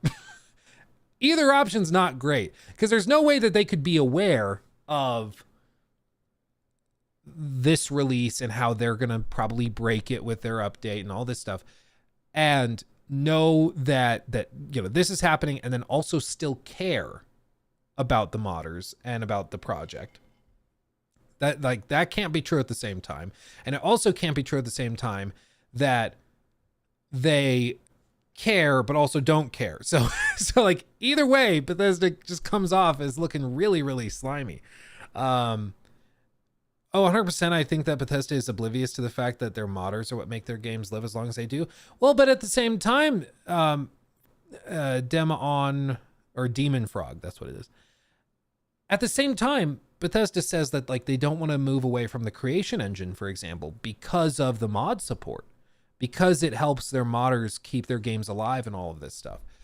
It's just, I don't know if it's like a bitterness towards other groups of people that make their games, for lack of a better term, like, better. I don't know if that's what it is, because Bethesda's always been weird with Fallout New Vegas. If you've ever seen, like, somebody needs to do a compilation of it. They need to pull like clips of Todd Howard and other Bethesda devs being asked about New Vegas, because Emil Pagliarulo, Todd Howard, like some of the other executives and head honchos within Bethesda Game Studios, they get freaking weird when people bring up Fallout New Vegas. It really comes off as like the older brother who's told about the younger brother who's doing really well in life. So like, the older brother is flat broke and is has no friends and everything is just like terrible in his life, and then meanwhile his younger brother is like about to get elected to the Senate and is a multimillionaire and all this. That's what it comes off as like somebody asking the older brother, yeah, so Fallout New Vegas, your younger brother, how do you feel about that? It gets weird. It just gets weird very, very quickly the moment it's brought up. And similar things are happening with this. Like, it's maddening. Hasn't Todd talked about them hiring modders over the past couple of years? So people were bringing up in chat that they brought some modders on for Starfield projects. They also have their creation club thing where modders can basically create paid mods that you could purchase if you want, and you could be compensated that way. But the extent that we're aware of it is that they've only ever brought on people that would work on smaller scale stuff. Nothing like on a large scale or anything, no offense to anybody, but nothing this like crazy impressive. This is bafflingly impressive. It's wild that somebody would go to this length, a group of people would go to this extent for free just cause. Like, it's genuinely shocking. But I mean, you can see they've done standalone weapon mods. They've done all sorts of stuff, but they've had to put it on hold. They've had to put it all on hold because they don't know if it's going to break. I mean, they're pretty sure it's going to break everything because every time they issue a big update, they break everything. The article we were reading goes on. Ultimately, Carter sounded philosophical about what's happened to Fallout London. He said any potential engine improvements and performance upgrades will benefit the mod, letting the team, quote, push the engine even harder than we've already pushed it. So we're going to get these great quality of life improvements all in the mod. One example Carter provided is widescreen compatibility, which was previously up in the air. The Fallout 4 update for PC adds widescreen and ultra widescreen support. Carter concluded the announcement with a reference to the classic Fallout line, War never changes. As soon as we've fixed it, it'll drop. But yeah, Bethesda never changes. Fallout London is, as you would expect, not set in America, blah, blah. They kind of run through all of it. When the creators of Fallout London say it's a DLC size mod, they mean it. It currently weighs in between 30 and 40 gigabytes, which makes it too big for Fallout 4 on console and even Nexus mods itself. GOG, which specializes in selling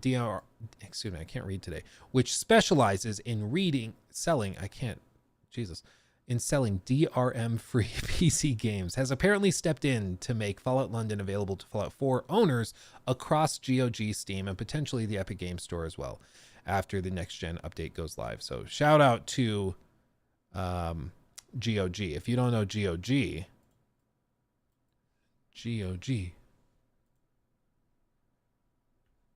online store, you might not realize this, but it's actually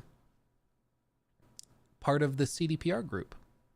So it's kind of their version of the Epic Games Store. They sell their games through GOG, and it's pretty cool. They often have really good deals on games and stuff, and they're actually taking steps to make these games available and these updates available, which is awesome. But all this to say, I mean, I don't think anybody is particularly shocked. How can anybody not know GOG and be here? I don't know, you'd be surprised. Nobody's shocked by this. I don't think. It's just unfortunately predictable, but it still sucks. Like, this team can do this amazing work and not even get a good job, keep it up from Bethesda. Not even a heads up. Hey, this is under NDA, but we're releasing the next gen update on April 25th. Like, they don't even get that courtesy. And that's just insane to me. It's ridiculous. So nobody's that shocked, but it still just sucks. It still sucks.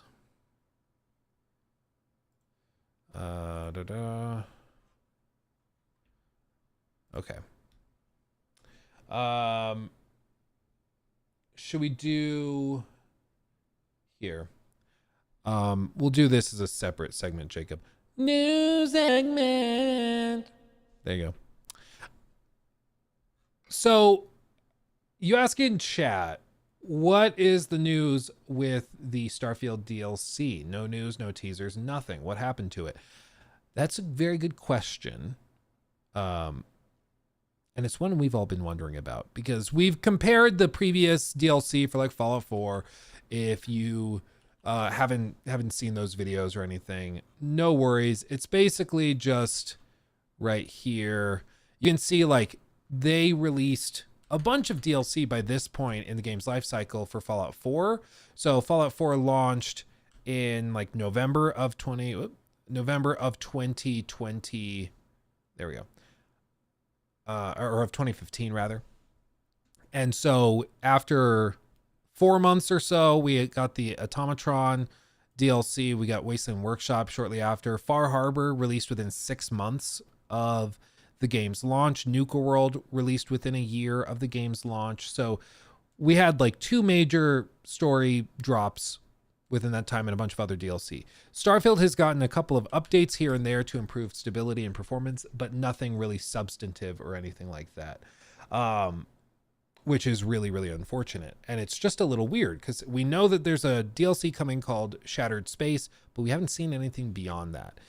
And there seems to be some delays and other things going on within Bethesda Game Studios that's causing further delays, which is really, really strange. Specifically with the news of this Fallout 4 next gen update. And I have a little bit of a theory. It's not, I mean, there's nothing that controversial about this, but it is still speculation. I just want to be clear about that, okay? But let me explain it to you quickly. Thank you, Terrell Washington, for the $4.99. Much love from San Diego. Dude, I love San Diego. How long are you on for? I will be going, oh Jesus, it's already 1:45. I will be going maybe another like 20 minutes, half an hour, probably. I was hoping I could get to Harold Halibut, but maybe we don't have time. Maybe we do that next stream. I don't know. But thank you for the super chat. Appreciate you. I'm blown away. We haven't even gotten the creation kit yet. Like the modding scene is dead because they can't do much without the kit. Yeah, I mean, full mod support, all that stuff is just AFK. It's really, really odd. Really odd. Is the next stream tomorrow? I think so. I'm feeling good. I feel like we could still talk about stuff tomorrow. If not, like we could try to do it on Thursday when they're going to be doing the Kingdom Come Deliverance reveal and stuff. So maybe we could do it then, but I'm still feeling good. I'm feeling good.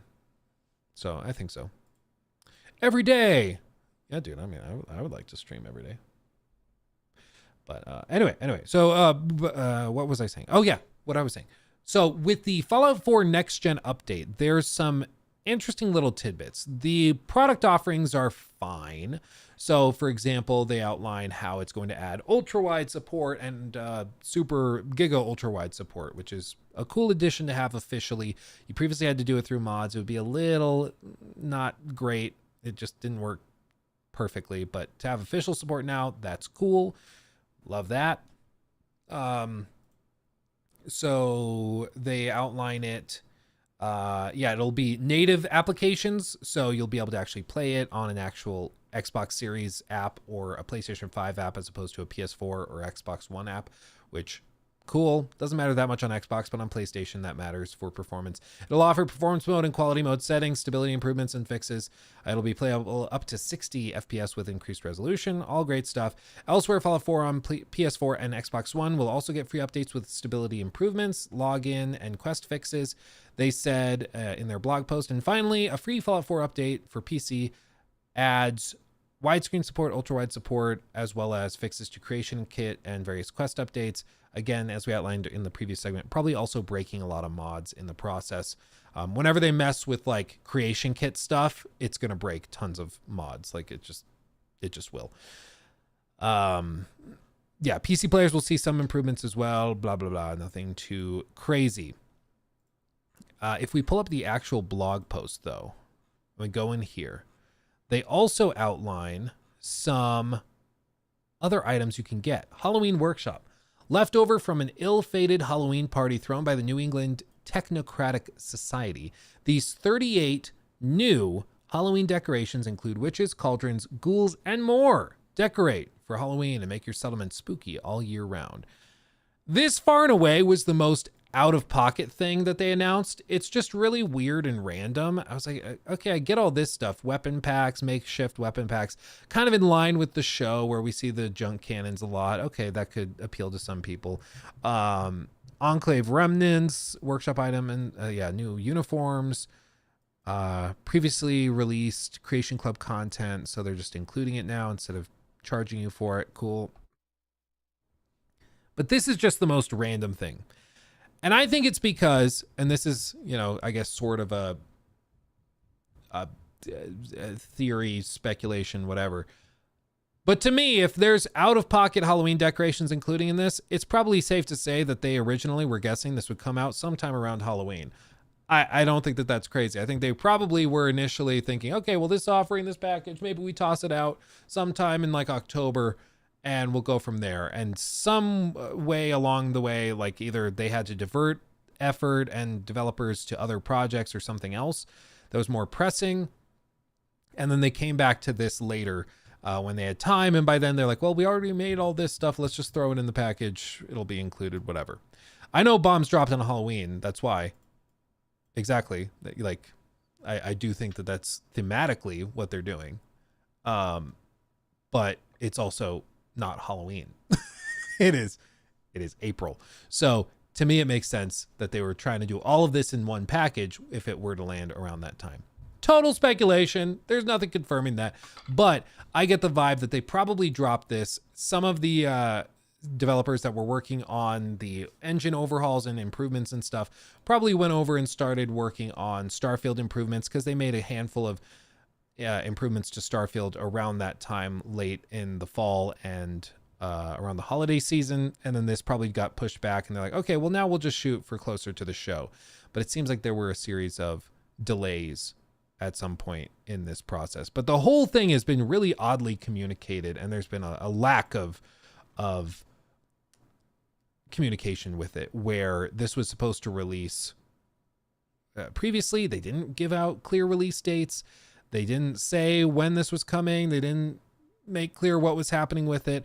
The show drops and then they announce that this is coming like a week and a half, 2 weeks after the show officially launches. Just like a little random and weird. I guess it's closer to 2 weeks after the show.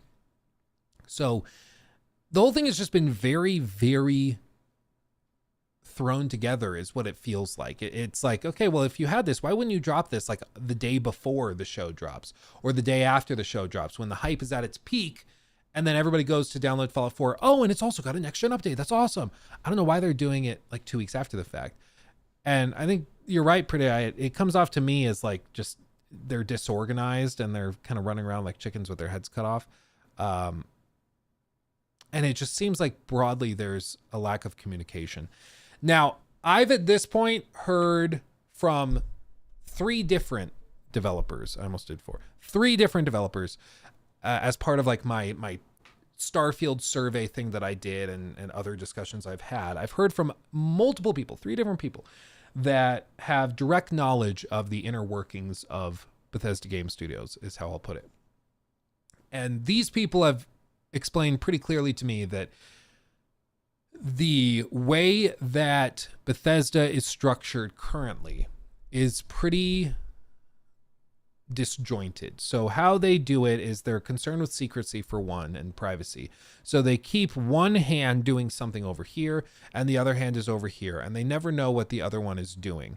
So how it was described to me is that one team can be working on a certain set of deliverables. So it's like, we need to deliver these fixes or we need to find this way or these animations or whatever. But they don't know what they're for. They don't know where it's going. They don't know if it's going to be used on this project or that project. It's very, very disjointed. And it's that way by design. Other companies work this way too when they want to prevent things from leaking. Like if you know, if this guy is just making this one thing, he doesn't have enough information to like leak and spread what the concept of the game is, right? Very few people know how the pieces fit together. You just have individual groups work on the pieces. However, they were also saying that in the, as part of all of this, they have to go to the same higher ups that are overseeing a bunch of different teams, but nonetheless, they still don't know everything. And then those higher ups that are like mid-level managers have to then go up to the upper level managers and game directors, the guys like Emil or Todd. And then those people have to go to Todd or Emil for final approval on things. So there's multiple layers of bureaucracy and things are intentionally layered like that and separated to protect the privacy of the projects they're working on, which I get. Games like Starfield or Elder Scrolls would leak like crazy if they didn't have stuff like that going on. So I understand it, but it also leads to a lot of inefficiency. It leads to lots of problems where there's confusion where this team wouldn't have done things in that way if they knew it was going to be used for that, because they know, oh, well, if you're doing it in that system and we're doing these other things in that game, then we have to shift this around and it just doesn't really work that well. You get the benefit of secrecy, but you lose out on all the other benefits of having a more flat and collaborative environment. And you guys are right. CDPR previously discussed working like this. They previously described how they did this, and it didn't really work out too well. Like CZ James says, that's how CDPR worked, and then Cyberpunk happened. They made big changes, and Phantom Liberty was the fruit of those efforts. Yeah. And how can you keep development branches separate without checking for conflicts? Well, that's what the managers are supposed to be doing. But the problem is, we're going to MS Paint this bitch. I'm going to just MS Paint it. That's what we're going to do.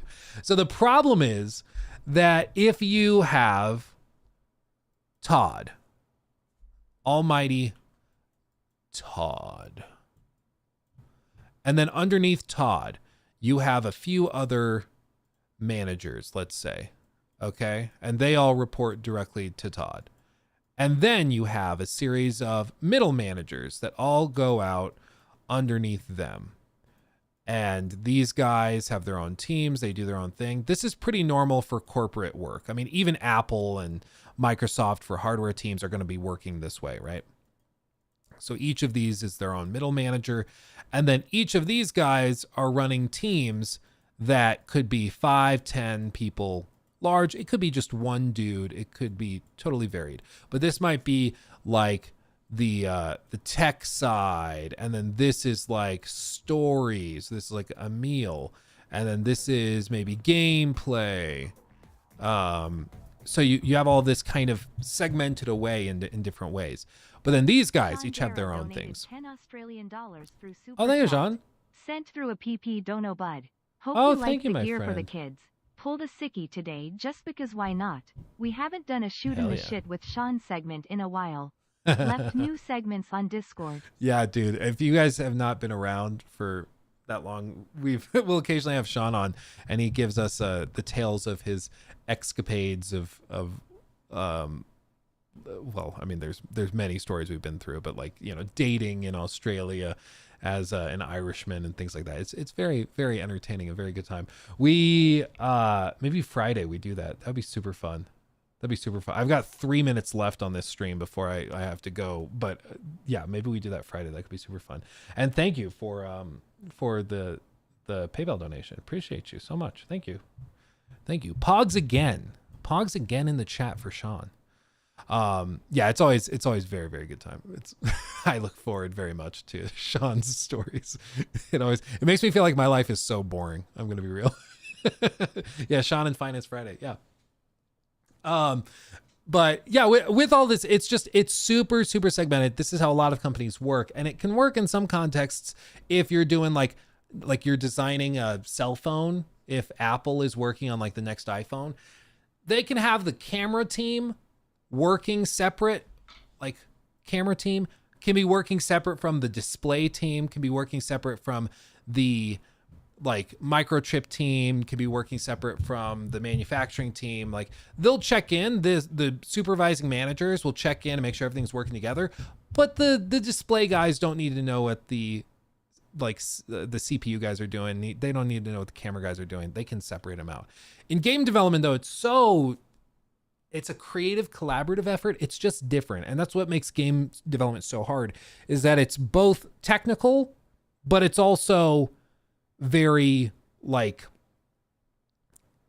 it's also very creative. It's very collaborative. You have to be able to work together in a very intimate way. And when you have it too segmented, you have a team working on something over here that breaks something over here, and then these guys do something that breaks this over here. But because maybe these guys aren't talking together too clearly, or these middle managers don't know what they're doing over here, it just creates a lot of bloat, a lot of wasted time, and you run into lots and lots of trouble. And with BGS specifically, these people have explained to me and described to me how even though Todd has talked in interviews about wanting to be separated from direct development, he wants to take on more of an executive producer role. They said all of the final decisions still land on him. So if you want something done that's notable and significant, it will still have to go through Todd, but they describe Todd as being very absent compared to what they would need him to be. So they described basically a situation where Todd needs to give the thumbs up on a bunch of things. Like say there's a list of 20 different things he has to approve. And if he's off working on the show, or if he's off doing something else, collaborating and working with Machine Games on the Indiana Jones game, he's just away from the office. So everybody's trying to find ways to do things. And so it's like, you just wait for Todd to get back and give approvals, and then, or notes, and then you get the notes and you go back and you change things. But it just leads to a situation where things are very, very slow and too contingent on just one guy.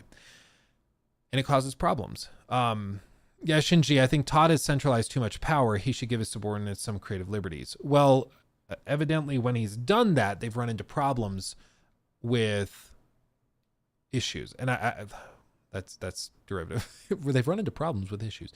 I think with Starfield, towards the end of development, they were trying to do that much more. But these people who have direct knowledge of the inner workings of Bethesda said that even currently, whether Todd is trying to get his hands off the wheel or not, his hands are still on the wheel. And it could be like a slow growing pains type of thing. It could be that Todd is like, he doesn't want to be the one in charge. So he's like, I'm trying to do other stuff. I'm trying to take a back seat. So I'm going to basically just be gone and force these three guys to make those decisions. But my understanding is right now, that's not actually happening. Right now, even though Todd is largely absent, a lot of the decisions just sit on these executives' desks and they wait to get approval from Todd. And that might be, maybe Todd, is upset if they make decisions without him. Maybe it's just that they really respect him as a developer and they want to just wait for his approval. Who knows? But they described it as basically a company that's in transition of a centralization of power. And that guy, whether he truly wants to spread the wealth and get rid of the power, whether that's actually the case is up in the air, because effectively all the decisions still land on his desk. And they also described morale specifically. And I heard this from one of the guys that contacted me, was saying how, morale on his team is fine. He's like, yeah, we're kind of bummed Starfield wasn't received better, but everybody's just doing their own thing. We're pretty proud of the game, even after all that. The other two individuals said morale on their teams is extremely low. And they said productivity is really low. They said that people are very frustrated because a lot of the problems people had with Starfield were things that were brought up, that were ignored, and that could have been dealt with and fixed, but weren't because higher ups didn't think it was a big problem. And it just sounds very dysfunctional. So I wish them the best of luck, but it does seem like there's drama afoot. And there's some other more specific things that were brought up that I would like to talk about in the future, if I can get them confirmed. I've not gotten them confirmed. When I do, I will let you guys know. But yeah, some interesting things. Yeah, they ran into problems with issues that turned into things that were not good. So Todd is king of bobby pins. Is that what you're saying? Yeah. I do remember an old story of Todd Howard. He said that his favorite gift he ever got from a fan was after, I think he said, the release of Fallout 3, and somebody just mailed a box full of bobby pins to the office of Bethesda Game Studios, and all it said on the note was, weigh these. Because they're like, these don't weigh as much as you say they do in the game. Stop it. Make them weightless, which I thought was pretty funny. Yeah. That's the reference? Oh yeah, Elder, we're thinking about the same thing. It was pretty funny. It's pretty funny. Yeah, CDPR's Phantom Liberty director made an awesome GDC talk about this and how they transformed the studio. It's pretty cool. Yeah, I think, unfortunately, it's one of those things where you kind of have to have a catastrophic failure and implosion to realize how broken things are. But I'll have to look it up. If you know the name, I guess I can just Google around for it. But if you know the name of the developer, I'd love to watch that talk. Sean will run BGS. Good. I think that would that would help. It just, at all these studios, there's a ton of amazing talent, but it just seems like they rely currently too much on one guy. And I think it can work if that guy is in the office every day working on the game with you. It does not work if he's out of the office doing other things that he's enjoying, probably more. And so like Kojima's in the office working on the games, from what I can tell. He's actually working on them. So that works for all of the decisions to basically land at his feet because he's there. Same with like From Software. If Hidetaka Miyazaki is making all the big decisions, it works because he's in there working. He's not going around trying to do interviews with people, film a Elden Ring show or anything like that. He's just doing his own thing. And I think that works. I don't think it works the way that BGS is set up, where you have one guy with a foot out the door who's trying to do other stuff. And to be clear, I think this also applies to Naughty Dog. I don't know how Neil Druckmann can be expected to direct a game while he's also going off and directing and filming the show for the Last of Us show. Like, I just don't think you can do that. And I think that's why we've seen very low output from Naughty Dog, all told. That and the blunder of the online game, but you know, it's complicated. Mohammed, the next Free Roam podcast, my understanding is Friday. Joe Raptor's been on vacation in like China, so he's naturally been unavailable for the last week. So hopefully he's back. I think he gets back today or tomorrow, and then hopefully we can do the show on Friday. YouTube changing the game, a leader's perspective on CDPR's transformation. Thank you, my friend. I'm going to copy that in here. I'm going to watch that later. Booyah.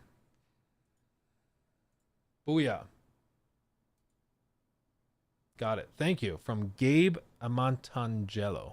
Thank you. Yeah, Miyazaki quite dislikes being in public. He doesn't do reviews often. Yeah, Miyazaki is like the polar opposite of like a Kojima. Kojima loves the spotlight, loves the interviews, loves the applause, loves being on, you know, the big screen. He loves that stuff.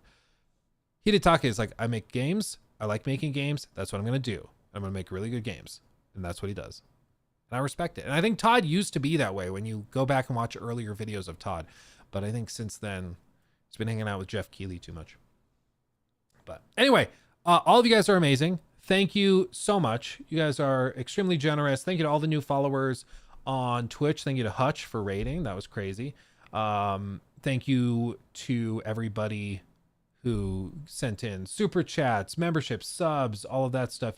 You guys are amazing. As always, if you want to support the stream directly, again, we're sponsored currently on the stream by Stimags, which little nice magnetic focus toy if you are interested. I've been playing with these constantly on streams for the last few weeks. If you're interested, ! Stimags, or Stimara rather, in chat, and it will link you to those.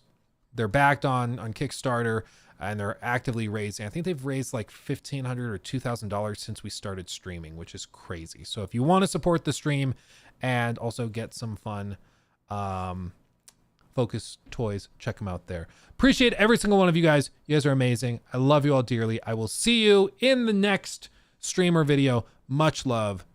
I'll talk to you then. Hugs and kisses. Bye-bye. Wrong screen. Bye-bye.